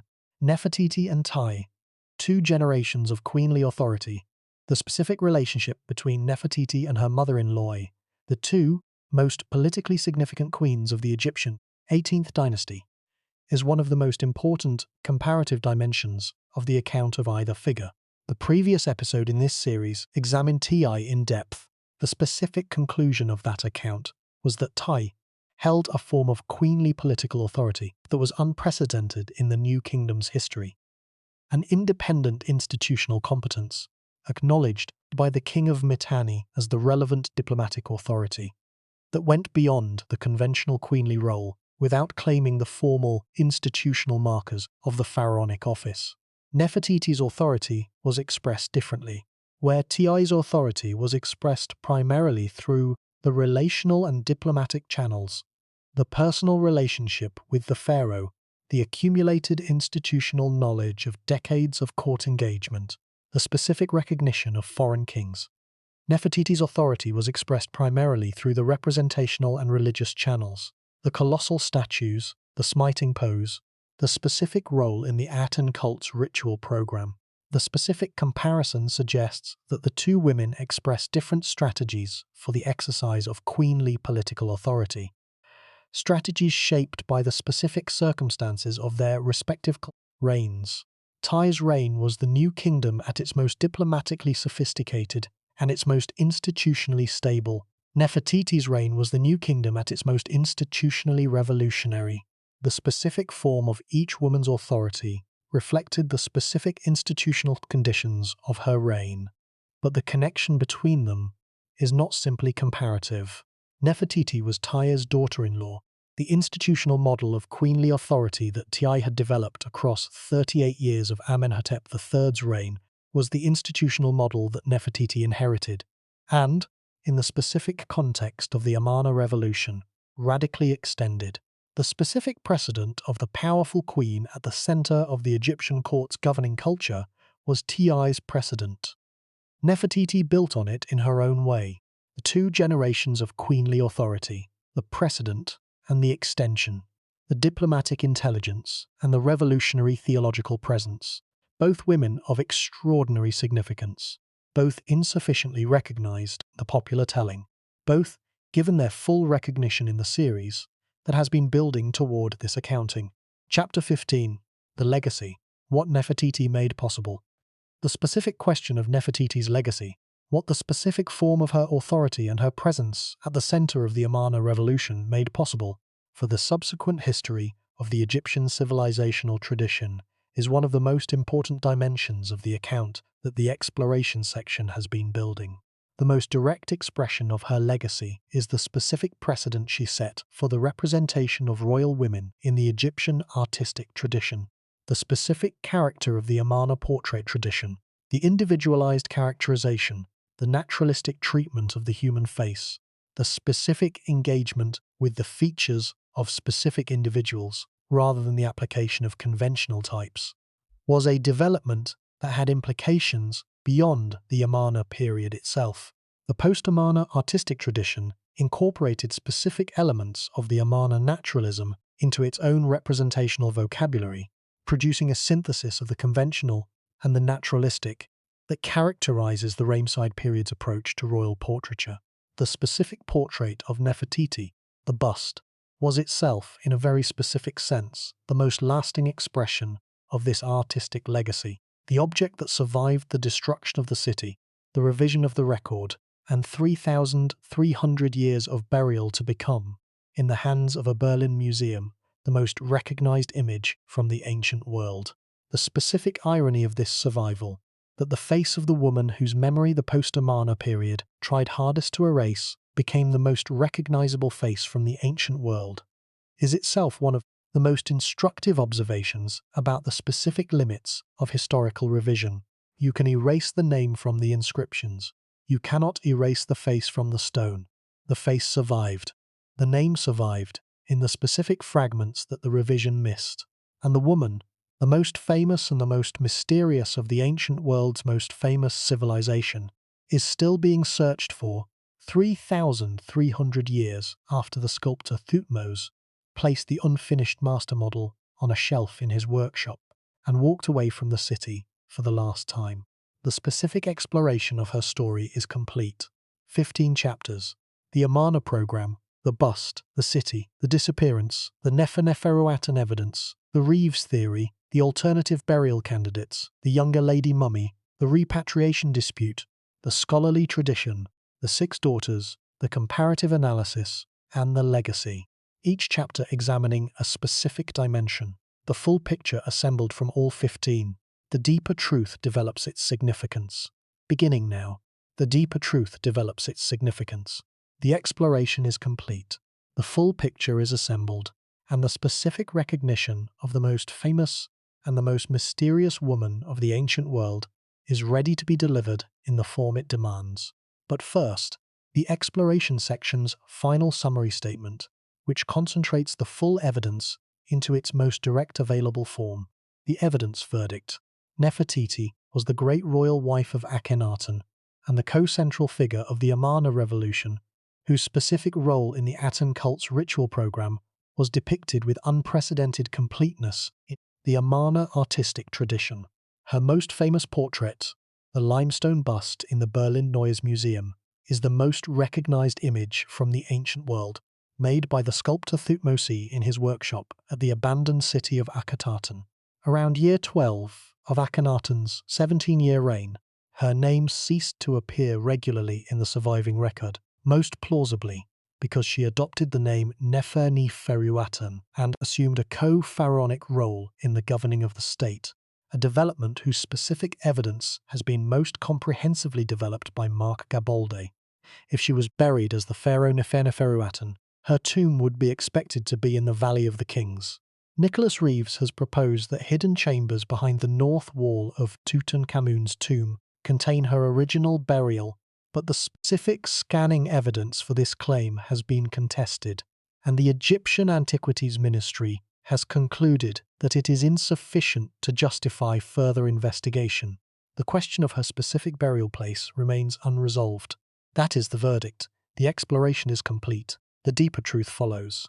The deeper truth follows in the section that immediately follows, with the full weight of the 15 exploration chapters behind the argument, with the specific recognition that the evidence for Nefertiti, extraordinary in its richness and extraordinary in its specific absences, demands the extraordinary richness and the extraordinary absences, both Nefertiti, both part of the full picture, both addressed in the deeper truth that begins now.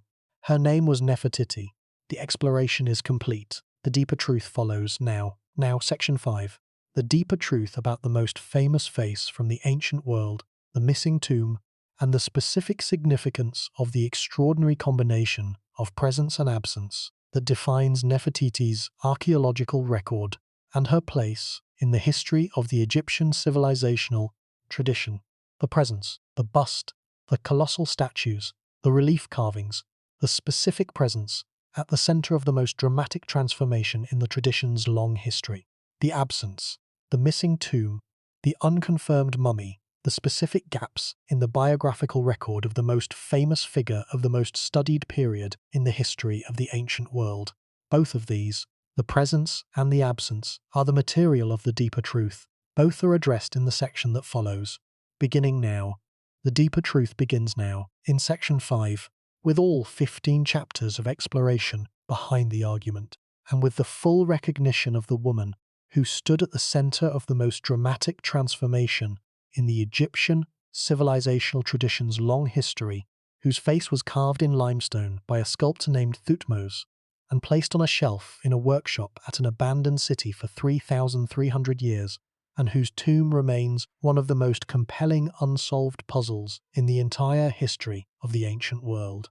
The most compelling unsolved puzzle, the most famous face, the missing tomb, all in Section 5, beginning now. Her name was Nefertiti. Her name was Nefertiti. The exploration section, 15 chapters, the full evidence, the complete picture, is finished. The verdict is delivered. The deeper truth begins. Section 5.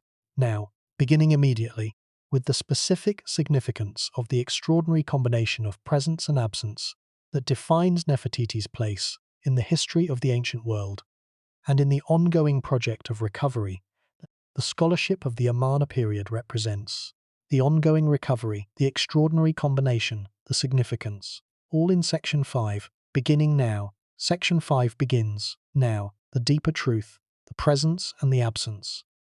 The significance for the understanding of the Egyptian civilizational tradition, and for the understanding of how historical knowledge is constructed and reconstructed from the specific combination of what has survived and what has been lost.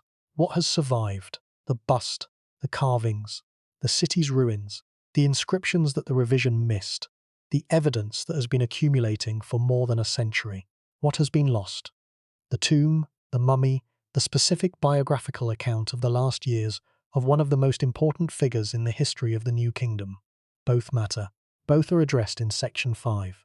Beginning now. Her name was Nefertiti. The deeper truth begins. The deeper truth begins now, in the section that immediately follows, with the full weight of the 15 exploration chapters behind the argument. The presence and the absence, the famous face and the missing tomb, the revolutionary queen and the missing pharaoh, all addressed in the deeper truth that now begins. Her name was Nefertiti. The beautiful one has come. The deeper truth now examines where she went, and what the specific combination of her extraordinary presence and her extraordinary absence means. Section 5. Now. Section 5. The deeper truth. The specific significance of the extraordinary combination of presence and absence. The recognition of the most famous and the most mysterious woman of the ancient world. All of this now, in the section that immediately follows. Beginning now. Her name was Nefertiti. The exploration is complete. The deeper truth follows. The deeper truth follows immediately. Now, with the most famous face from the ancient world at its center, and with the missing tomb, the specific absence that defines the mystery, as the specific puzzle that the deeper truth examines, not as a failure of archaeology, but as an instructive and poignant expression of what the historical record does and does not preserve. What it preserves, the face. What it has not yet yielded, the tomb. Both of equal significance for the understanding of Nefertiti and for the understanding of the specific character of the archaeological record of the ancient world. Section 5. Now, beginning. Section 5 begins. Her name was Nefertiti. The 15 chapters of exploration have assembled the full available evidence. The verdict is delivered. She was the revolutionary queen of the most dramatic transformation in the New Kingdom's history. She most probably became the female pharaoh, Nefertiti, in the later years of Akhenaten's reign, and her burial place remains the most compelling unsolved puzzle in the archaeology of the Egyptian New Kingdom. The deeper truth now gives this verdict its fullest significance. Beginning now. Now, in section 5, with the deeper truth, with the significance, with the recognition, and with the honest acknowledgement that the most important single question about the most famous figure of the ancient world remains open, and that the opening is itself one of the most instructive things the evidence reveals. The opening, the instruction, the recognition, all in section 5. Beginning now. Her name was Nefertiti. Her name was Nefertiti. The exploration is fully complete. The 15 chapters have examined every major category of evidence. The verdict is clear in its substance and honest in its qualifications, and the deeper truth, the fullest available significance of the extraordinary combination of presence and absence that defines Nefertiti's place in the history of the ancient world, begins now, in section 5. Immediately, in section 5, the deeper truth about the most famous face from the ancient world, and the missing tomb that has eluded more than a century of the most intensive archaeological investigation. In the history of discipline, the deeper truth begins now. The deeper truth begins. Section 5. Now. Her name was Nefertiti. The exploration ends. The deeper truth begins. Section 5 begins now. Section 5 begins now. The deeper truth about Nefertiti, the presence and the absence, the famous face and the missing tomb, the revolutionary queen and the possible female pharaoh, all addressed in the section that follows immediately. Her name was Nefertiti. Section 5 begins. Section 5 now. The deeper truth. Her name was Nefertiti. The section begins. The section begins. The deeper truth. Her name was Nefertiti. The exploration has assembled the full evidence. The 15 chapters are complete. And the deeper truth, the most important single insight this account has to offer about the most famous and the most mysterious woman of the ancient world, begins now in the section that follows. The most important single insight, in section 5, about the face that survived and the tomb that hasn't been found, about the revision that tried to erase her and the bust that made her the most recognized image from the ancient world despite it, about the specific character of historical knowledge when the record has been deliberately revised and the most important questions remain open. All in section 5, all beginning now. Her name was Nefertiti. Now. Her name was Nefertiti. Section 5. The deeper truth. Beginning now. The exploration is complete. The exploration is complete. The 15 chapters are behind the argument. The verdict is delivered. Section 5 begins now. The deeper truth about Nefertiti. The presence and the absence. The famous face and the missing tomb. The recognition this account delivers. The recognition this account delivers. Now. In section 5, in the deeper truth, her name was Nefertiti. The section begins. The section begins. Section 5, the deeper truth now. Her name was Nefertiti, the beautiful one as now. In the section that follows, the account of what came after and what the specific combination of her extraordinary presence and her extraordinary absence means for the understanding of the ancient world and the specific character of historical knowledge at the edges of what the surviving evidence can recover. The deeper truth about Nefertiti is the deeper truth about the specific relationship between fame and knowledge, the specific way in which the most famous face from the ancient world is, simultaneously one of the least fully known. The bust in Berlin is one of the most viewed objects in the history of art. Millions of people have seen it in person. Hundreds of millions have encountered reproductions of it in books, in films, in television documentaries, in digital forms.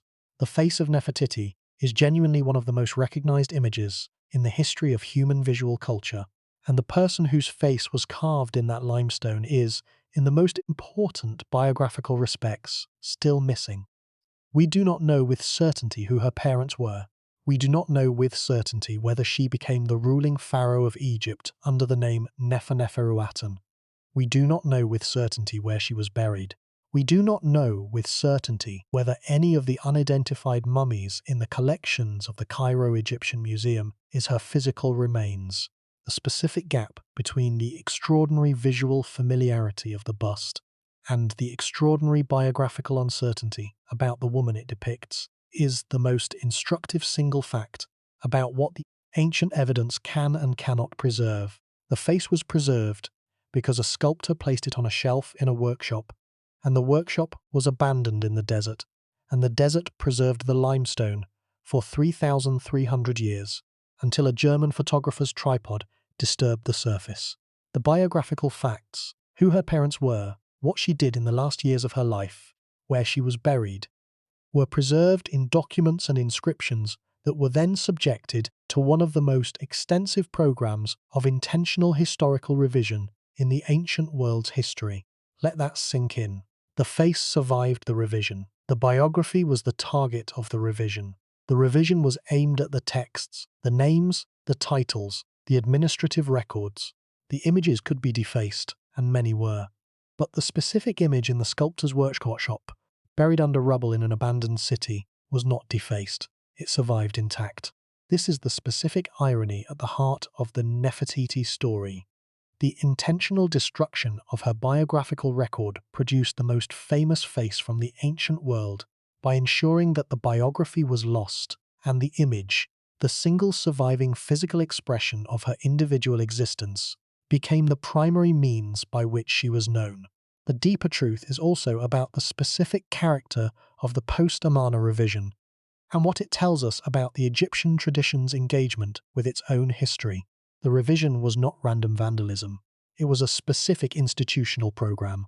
The systematic removal of Akhenaten's name, Nefertiti's name, and the other names associated with the Amarna experiment from the accessible public record of the state. The specific motivation for this program, the specific reasons why the successors of the Amarna pharaohs judged that the memory of the revolutionary reign needed to be suppressed, is one of the most discussed questions in the scholarship of the New Kingdom's history.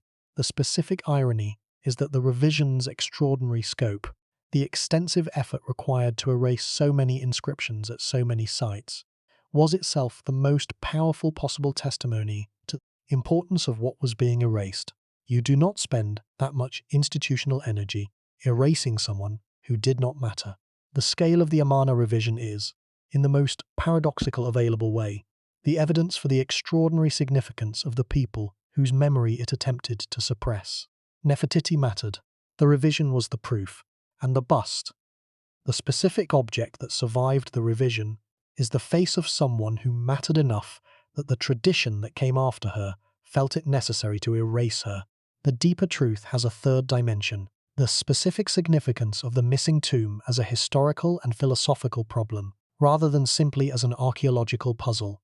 The missing tomb is the most compelling unsolved puzzle in the archaeology of the Egyptian New Kingdom, but it is also something more than an archaeological puzzle.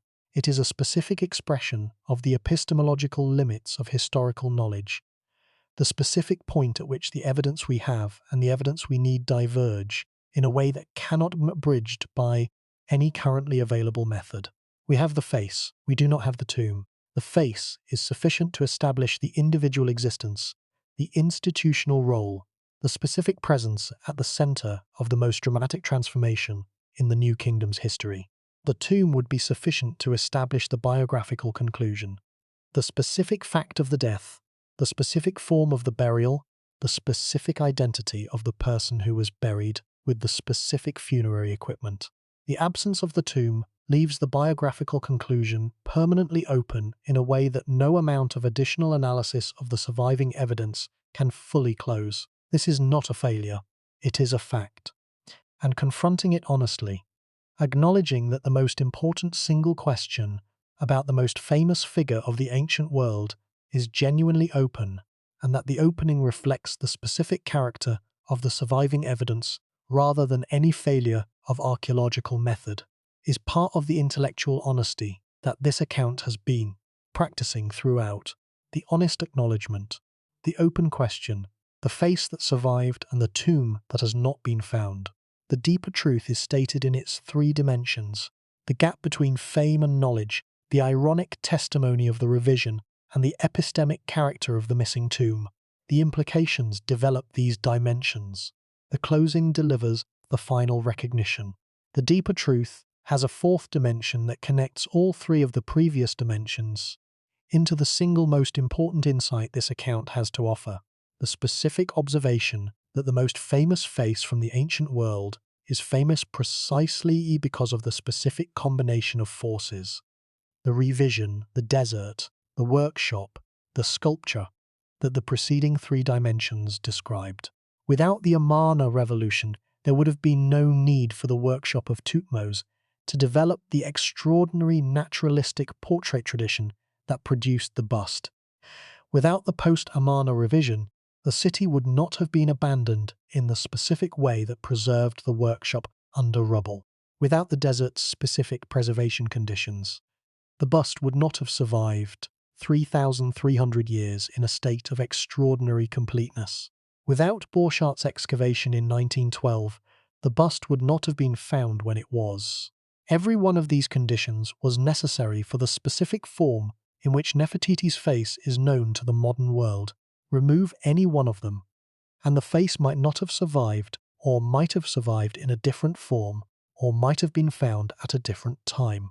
The specific combination is what produced the specific result, the most famous face from the ancient world, recognized by millions who know nothing else about the person who bore it. This specific combination, the conditions of production, the conditions of survival, the conditions of discovery, is one of the clearest available examples of the specific role of contingency in the formation of the historical record. The Nefertiti bust is not famous because Nefertiti was the most important person in the ancient world. She was extraordinarily important. But there were other extraordinarily important people whose faces we do not know. The bust is famous because of the specific chain of circumstances that produced it, preserved it, and brought it to the attention of the modern world. This observation about contingency is not a diminishment of the bust's significance or of Nefertiti's importance. It is, rather, the most honest available account of why the specific historical record we have is the record we have, and why the specific gaps in that record, including the missing tomb, are as much the products of specific historical circumstances as the specific survivals. The bust survived because of the specific circumstances of its burial in the desert. The tomb has not been found because of the specific circumstances of the post-Amarna revision, the abandonment of the city, and the specific density of the Valley of the Kings as an archaeological site. Both the survival and the absence are the products of contingency. Both are genuine features of the historical record, and both require the same intellectual response: the honest acknowledgement of what the record preserves and what it does not, and the careful engagement with what the preserved evidence tells us.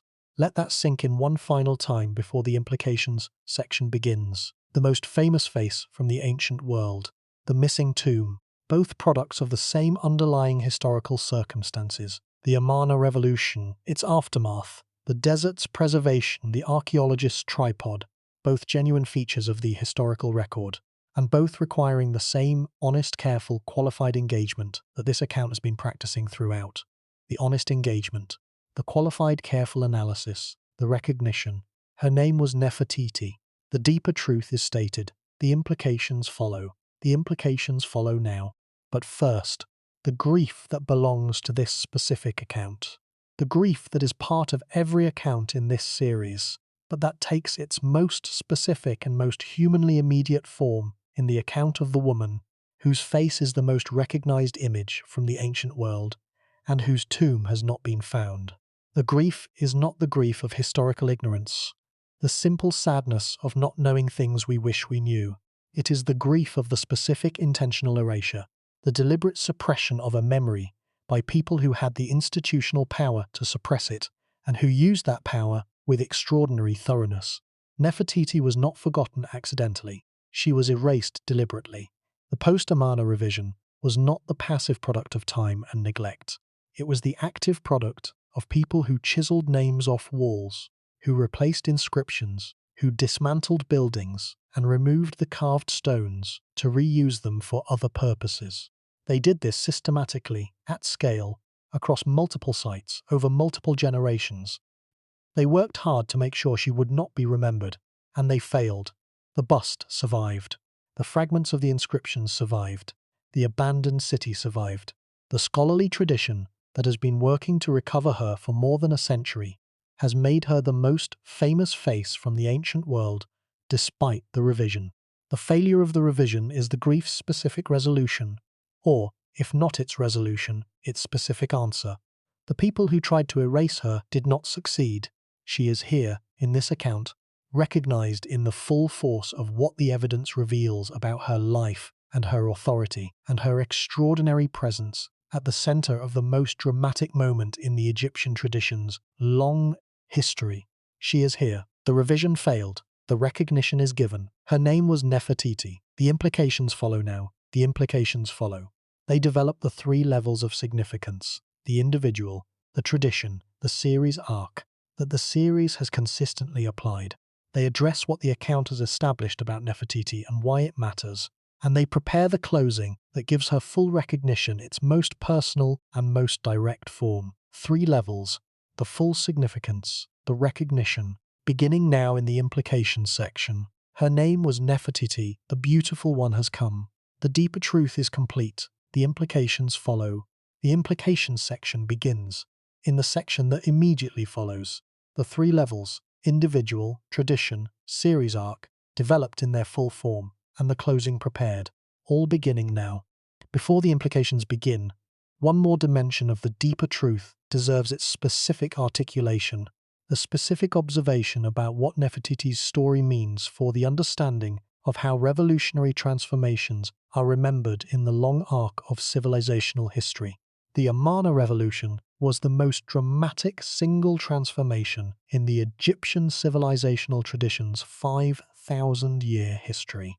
It was also, in the specific assessment of the tradition that came after it, a failure, or at least a deviation from the tradition's essential character that required correction. The post-Amarna restoration, the return to the traditional gods, the rebuilding of the traditional temples, the specific suppression of the Amarna memory, was the tradition's institutional response to the revolutionary break, and Nefertiti was at the center of both. The revolution and the counter-revolution suppression. She was the specific human expression of the revolutionary program in its most elaborated form: the smiting pose, the co-ritual role, the possible pharaonic authority, and she was the specific primary target of the counter-revolution suppression. Her name, the one most thoroughly erased from the accessible record.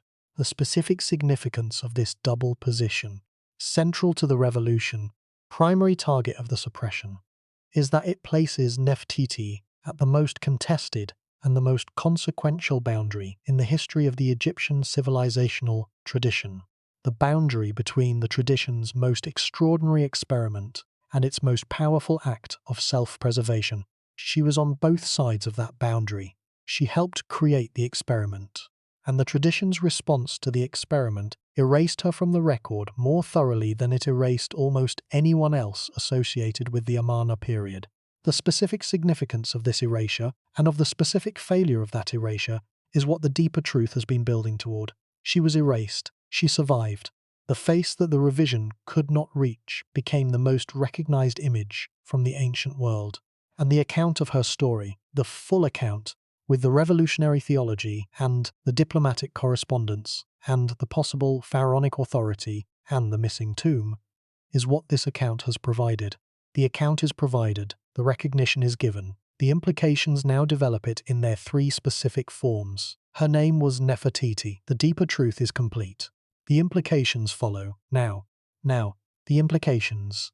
In the section that immediately follows, the three levels of significance, the individual correction, from the aesthetic to the historical, the traditional lesson about the limits of intentional historical suppression, and the series arc connection, the new kingdom's revolutionary queen alongside its diplomatic queen, together the fullest available picture of what female authority looked like in the Egyptian 18th dynasty's most consequential era. Three levels, the full significance, the implications begin now. Her name was Nefertiti. The deeper truth is complete in its four dimensions. The gap between fame and knowledge, the testimony of the revision, the epistemic character of the missing tomb, and the contingency that produced both the survival and the absence. The implications develop the significance of all four. Beginning now, the implications begin. The individual, the tradition, the series arc, all in the section that follows immediately, all building toward the closing that gives Nefertiti's full recognition its most personal and most direct form, and all grounded in the deeper truth this section has established. The deeper truth. The most famous face from the ancient world is famous because the revision that tried to erase her failed to reach the face in the sculptor's abandoned workshop. The most important biographical question about that face, where is she buried, is still open, and the opening of that question, honestly acknowledged rather than artificially closed, is itself one of the most instructive things the evidence reveals. It reveals that the most intensive archaeological investigation of the most famous figure from the most studied civilization in the history of the ancient world has not yet found the answer to the most important single biographical question. 100 years, the most famous face, the most studied landscape, the answer still pending. This is not a failure. It is the honest condition of historical knowledge at the edge of what the evidence can recover, and confronting it honestly, with the full weight of everything we do know about Nefertiti behind the honest acknowledgement of what we do not, is what this account has been delivering. The delivery continues, in the implications. In the closing, her name was Nefertiti. The implications follow now. The delivery continues. The implications follow now. In the section that follows immediately.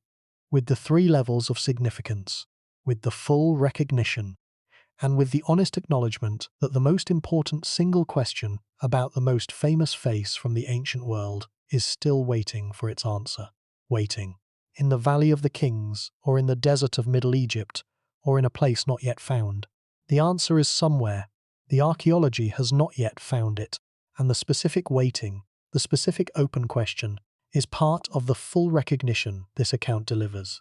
The full recognition includes the open question. The open question is part of the story, and the story, told honestly and completely, is what the implications and the closing now complete. Her name was Nefertiti.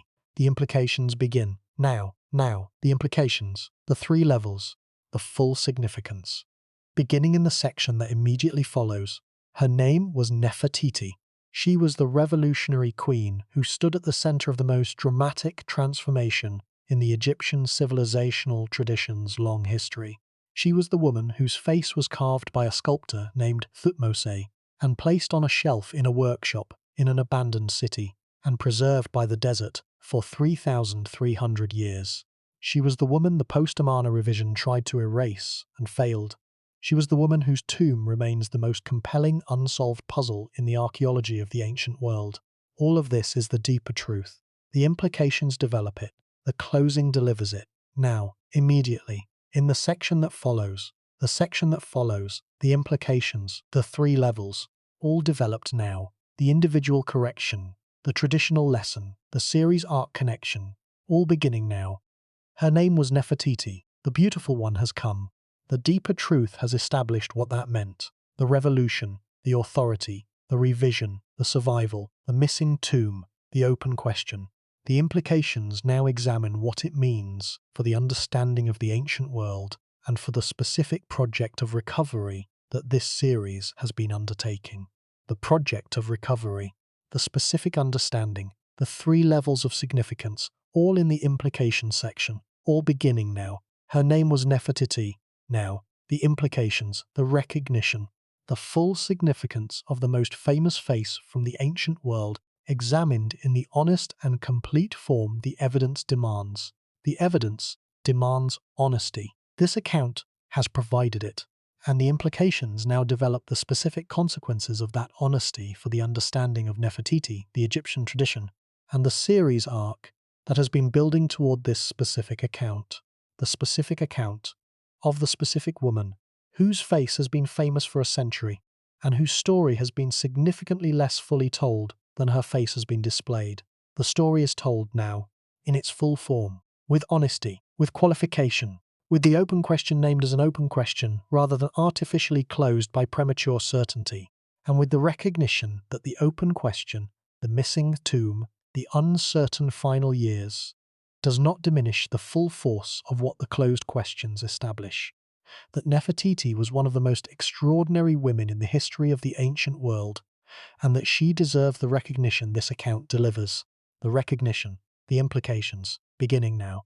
beginning now. In the section that follows immediately, her name was Nefertiti. The deeper truth is complete. The implications begin now. With the individual correction from the aesthetic to the historical. With the traditional lesson, the limits of intentional suppression, and with the series arc connection, the New Kingdom's revolutionary queen given her full recognition alongside the diplomatic queen of the preceding episode. Full recognition, both queens, the New Kingdom's most accomplished era and its most revolutionary. Their names were Ti and Nefertiti. The implications of their combined stories, and of this specific story, begin now.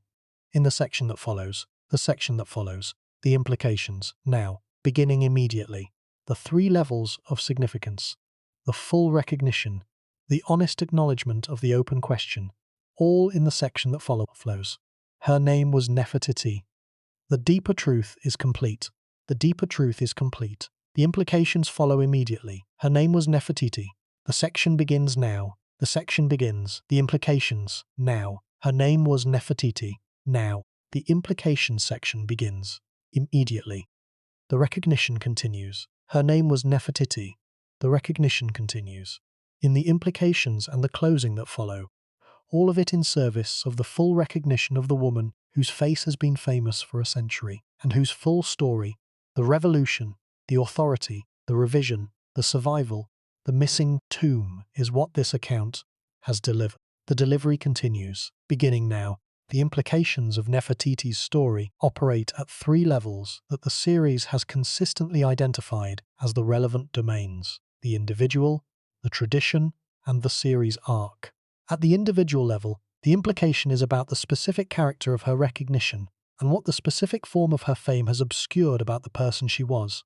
Nefertiti is famous primarily as a face. The bust has made her one of the most recognized images in the history of art. But the specific character of the fame focused entirely on the visual, on the aesthetic quality of the limestone portrait, has consistently directed popular attention away from the specific historical content of her story. She is famous as beautiful. She is significantly less famous as revolutionary, as theological partner, as possible pharaoh, as the woman at the center of the most dramatic transformation in the Egyptian tradition's long history. This specific asymmetry between aesthetic fame and historical recognition is one of the most instructive available examples of how visual culture shapes the popular understanding of the past. The bust is beautiful. The beauty is real. But the beauty is not the most important thing about Nefertiti. The most important thing is what the person behind the beauty did, the specific institutional role she occupied, the specific religious program she helped to shape, the specific governing authority she likely exercised in the later years of Akhenaten's reign and possibly after his death. The correction this account offers is the correction from the aesthetic to the historical, not a diminishment of the beauty, but an insistence that the beauty be understood in its full context. As the portrait of a specific woman who was the specific theological partner of the most revolutionary pharaoh in the New Kingdom's history and who may have governed Egypt as a pharaoh in her own right. At the level of the Egyptian tradition, the implication is about the specific character of the post-Amarna revision and what it reveals about the tradition's engagement with revolutionary memory. The revision was one of the most extensive programs of intentional historical suppression in the ancient world, and it failed, not completely, not immediately, but ultimately. The name survived in fragments. The bust survived intact. The archaeological record of the Amarna period has been progressively recovered across more than a century of systematic excavation, and the woman whose memory the revision attempted to suppress is now the most famous face from the ancient world. The specific lesson is one about the limits of intentional historical suppression. The post-Amarna program tried to remove the Amarna period from the record. It succeeded in removing most of the specific names and the specific administrative content. It did not succeed in removing the specific physical expression of the period's extraordinary artistic achievement. The portraits, the relief carvings, the ruins of the abandoned city that survived in the desert until the modern archaeological tradition recovered them. The tradition cannot erase what the desert has preserved, and the desert, in the case of Nefertiti, preserve the powerful possible refutation of the revision. The face of the woman the revision tried to erase, staring out from a sculptor's workshop, with the specific quality of individual presence that the Amarna tradition had developed to its highest expression. At the level of the series arc, the implication is about the specific character of this account's contribution to the broader telling of the Egyptian civilizational tradition. The series has been examining figures across the full arc of the tradition, from Den in the First Dynasty through the Ptolemaic synthesis. Within the New Kingdom sequence, Ti and Nefertiti, the two figures represent two different expressions of the most important question about female authority in the Egyptian tradition. How was it expressed? How was it recognized? And how is it recovered when the evidence is incomplete? Titi's authority was expressed through the relational and diplomatic channels, visible in the Amarna letters, but not in the monumental program in the same direct way as Nefertiti's. Nefertiti's authority was expressed through the representational and religious channels, visible in the colossal statues and the relief carvings and the extraordinary portrait tradition, but less directly documented in the administrative and diplomatic record. Together, the two accounts offer the most complete available picture of queenly authority in the New Kingdom's most accomplished and its most revolutionary periods. The picture is not complete. The missing tomb, the uncertain final years, the contested identification debates leave significant gaps, but it is the most complete available. And within those limits, it is the most honest and the most evidence-based account of two extraordinary women, whose contributions to the history of the Egyptian civilizational tradition have been consistently under-recognized in the popular telling. The implications are developed. The closing delivers the final recognition. Beginning now. The first implication, the correction from aesthetic to historical, requires naming the specific ways in which the popular understanding of Nefertiti has been shaped by the bust and the specific things that shape has obscured. The bust is beautiful. The beauty is genuine.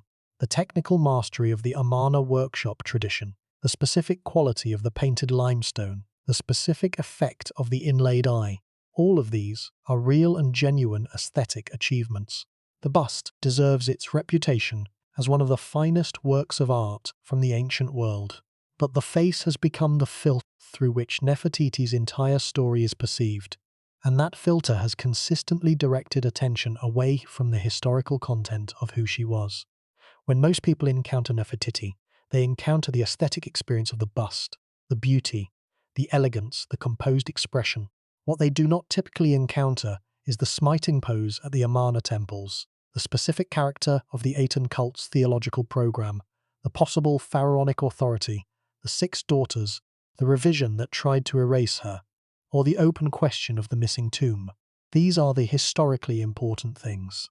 They are the things that explain why the bust exists, why the sculptor Tutmosis was working in this specific artistic tradition at this specific moment, why the individualized characterization was possible and valued, and why the specific woman depicted in the bust mattered enough to have a master portrait model made at the finest workshop in Egypt. The beauty of the face is the product of the historical context. Understanding the historical context is what transforms the aesthetic experience of the face into the full recognition of the person it depicts. This account has provided that transformation. The implications section acknowledges it explicitly. The closing delivers it in its most personal form. The second implication, the lesson about historical suppression, connects the Nefertiti story to the broader arc of the series and to the specific argument about how historical memory works. The series has been examining figures whose contributions were under-recognized in the popular telling, figures who were overlooked, marginalized, or misunderstood. But Nefertiti's specific case is different from most of the series' previous cases. She is not under-recognized. She is the most recognized face from the ancient world. What is under-recognized is the historical person behind the famous image.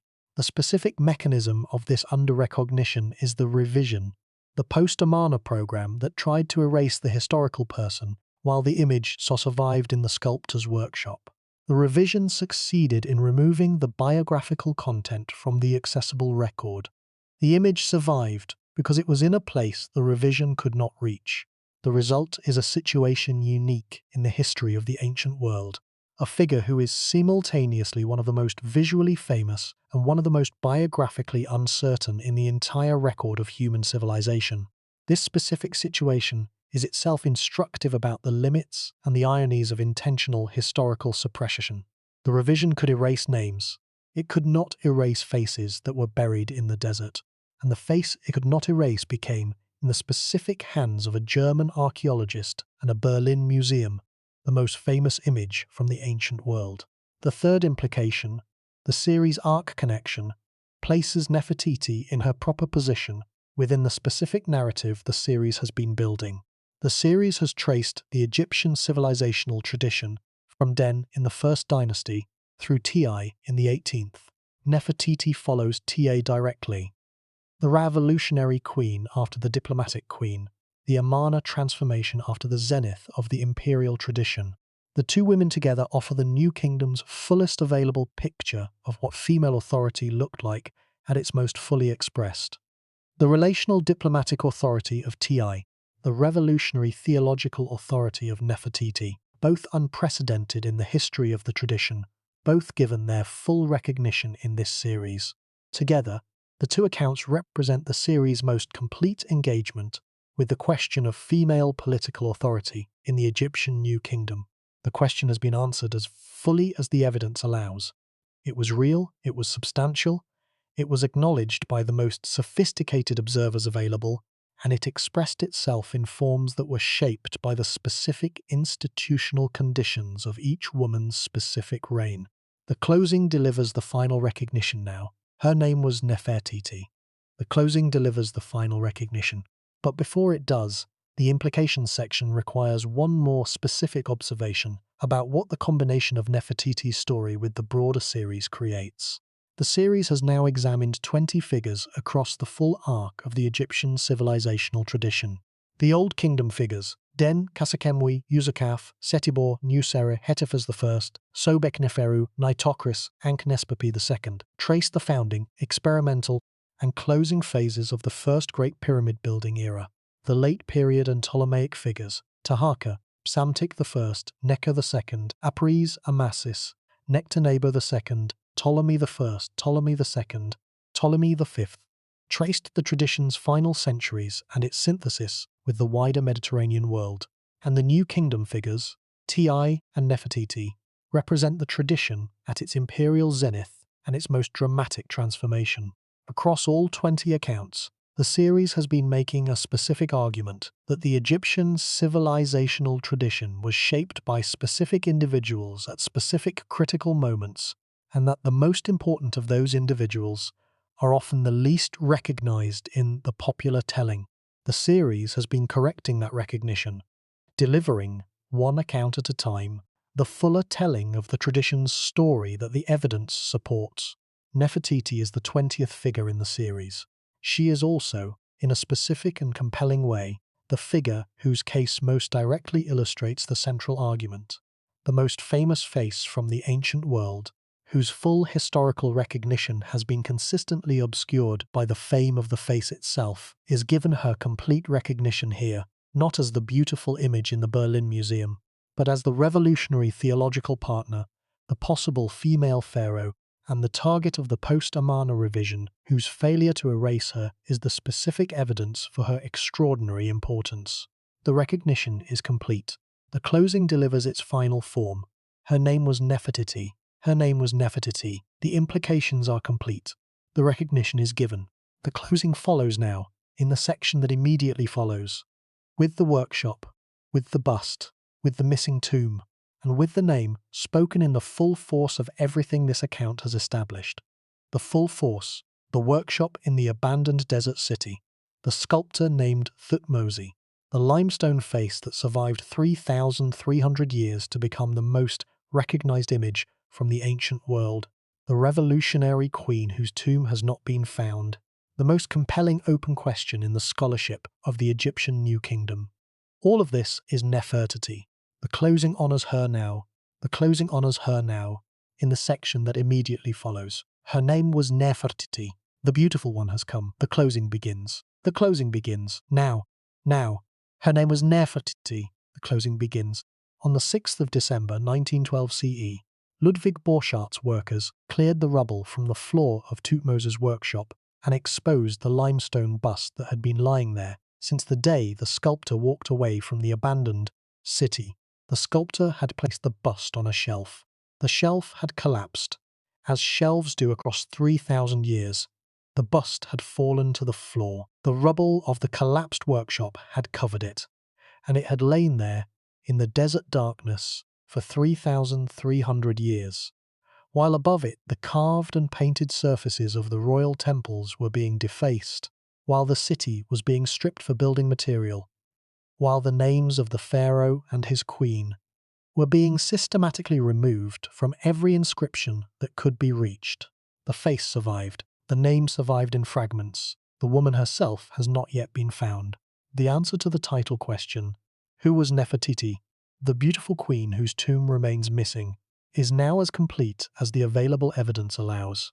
She was the great royal wife of Akhenaten, the revolutionary pharaoh of the 18th dynasty's most dramatic transformation. She was the specific theological partner of the Aten cult's founding program.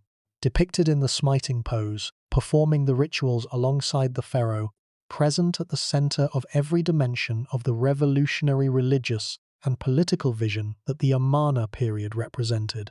She was most probably the holder of the pharaonic name Nefertiti in the later years of Akhenaten's reign, the female pharaoh or co-pharaoh whose specific governing authority, the evidence of the altered inscriptions and the feminine cartouches most plausibly supports.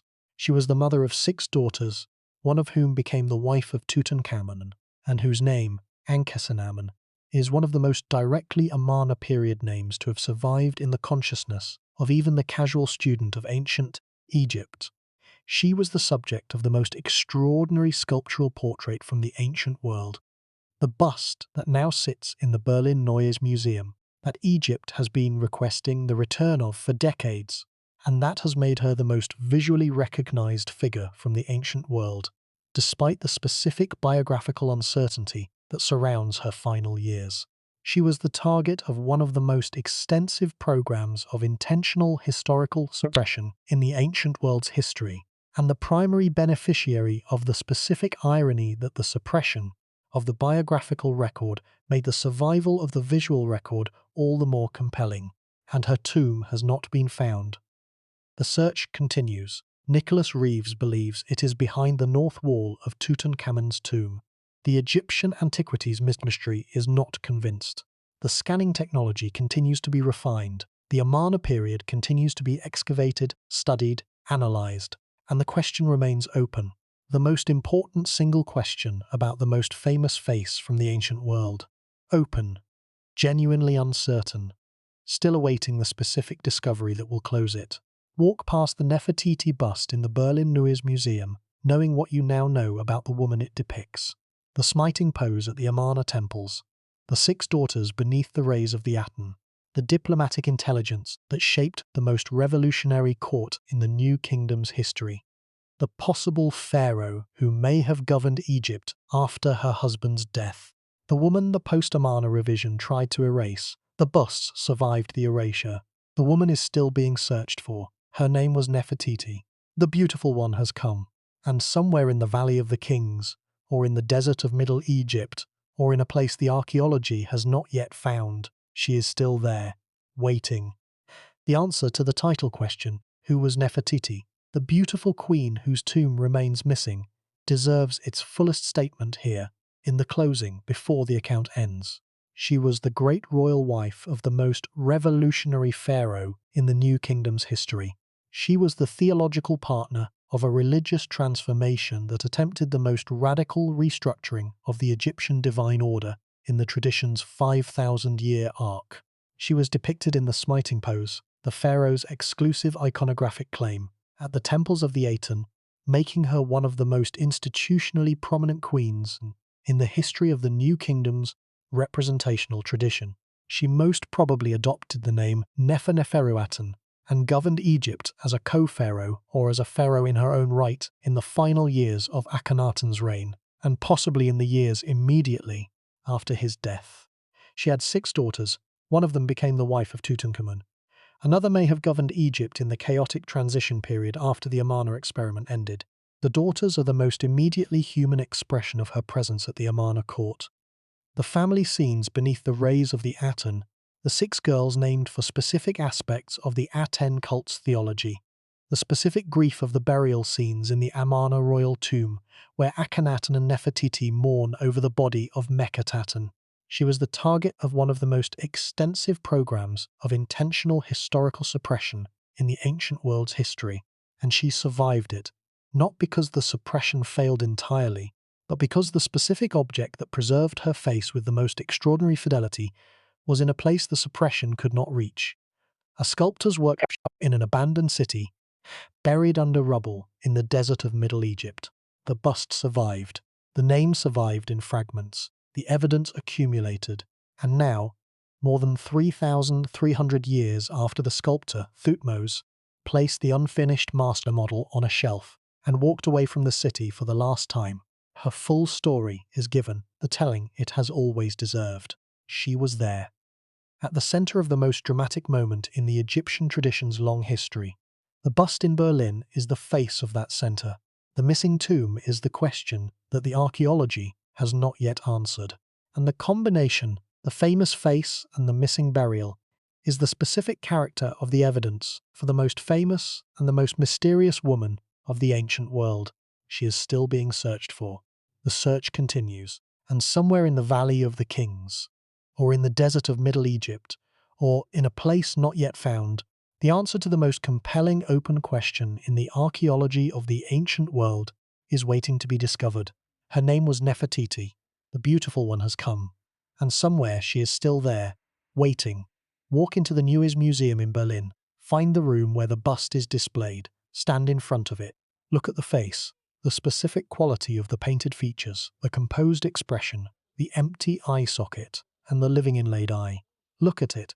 Knowing what you now know about who this woman was and what she did, she was not simply beautiful. She stood at the center of the most extraordinary cultural transformation in the Egyptian tradition's long history. She performed the rituals that sustained the revolutionary theological program her husband had initiated. She possibly governed Egypt as the pharaoh Nefertiti. She was the mother of 6 daughters, one of whom would become the wife of the pharaoh whose tomb has become one of the most famous in the world. And she was the target of the revision that tried to erase her, the revision that failed to reach the workshop in the desert, the workshop, the bust, the desert, 3,300 years. And now the face is in a museum in Berlin, and the account of the person behind the face has finally been given the telling it deserves. The telling is complete. The recognition is given. The most important single question, where is she buried, remains open, and the opening of that question, held honestly rather than artificially closed, is the final word of this account. Her name was Nefertiti. The beautiful one has come. The tomb is still being searched for. And the face, the specific, individualized, extraordinary face that the sculptor Thutmose carved and the desert preserved, has outlasted every attempt to remove her from the world's memory. She is the most famous face from the ancient world, and now you know the full story behind the face. Her name was Nefertiti, and now you know it. The account is complete. The recognition is given. The open question is named and honored. And the specific human being behind the most famous image from the ancient world has been restored to her full historical context. The revolutionary queen, the theological partner, the possible pharaoh, the mother of 6 daughters, the target of the revision that tried and failed to erase her. Failed, her name survived, her face survived, and now her full story is told.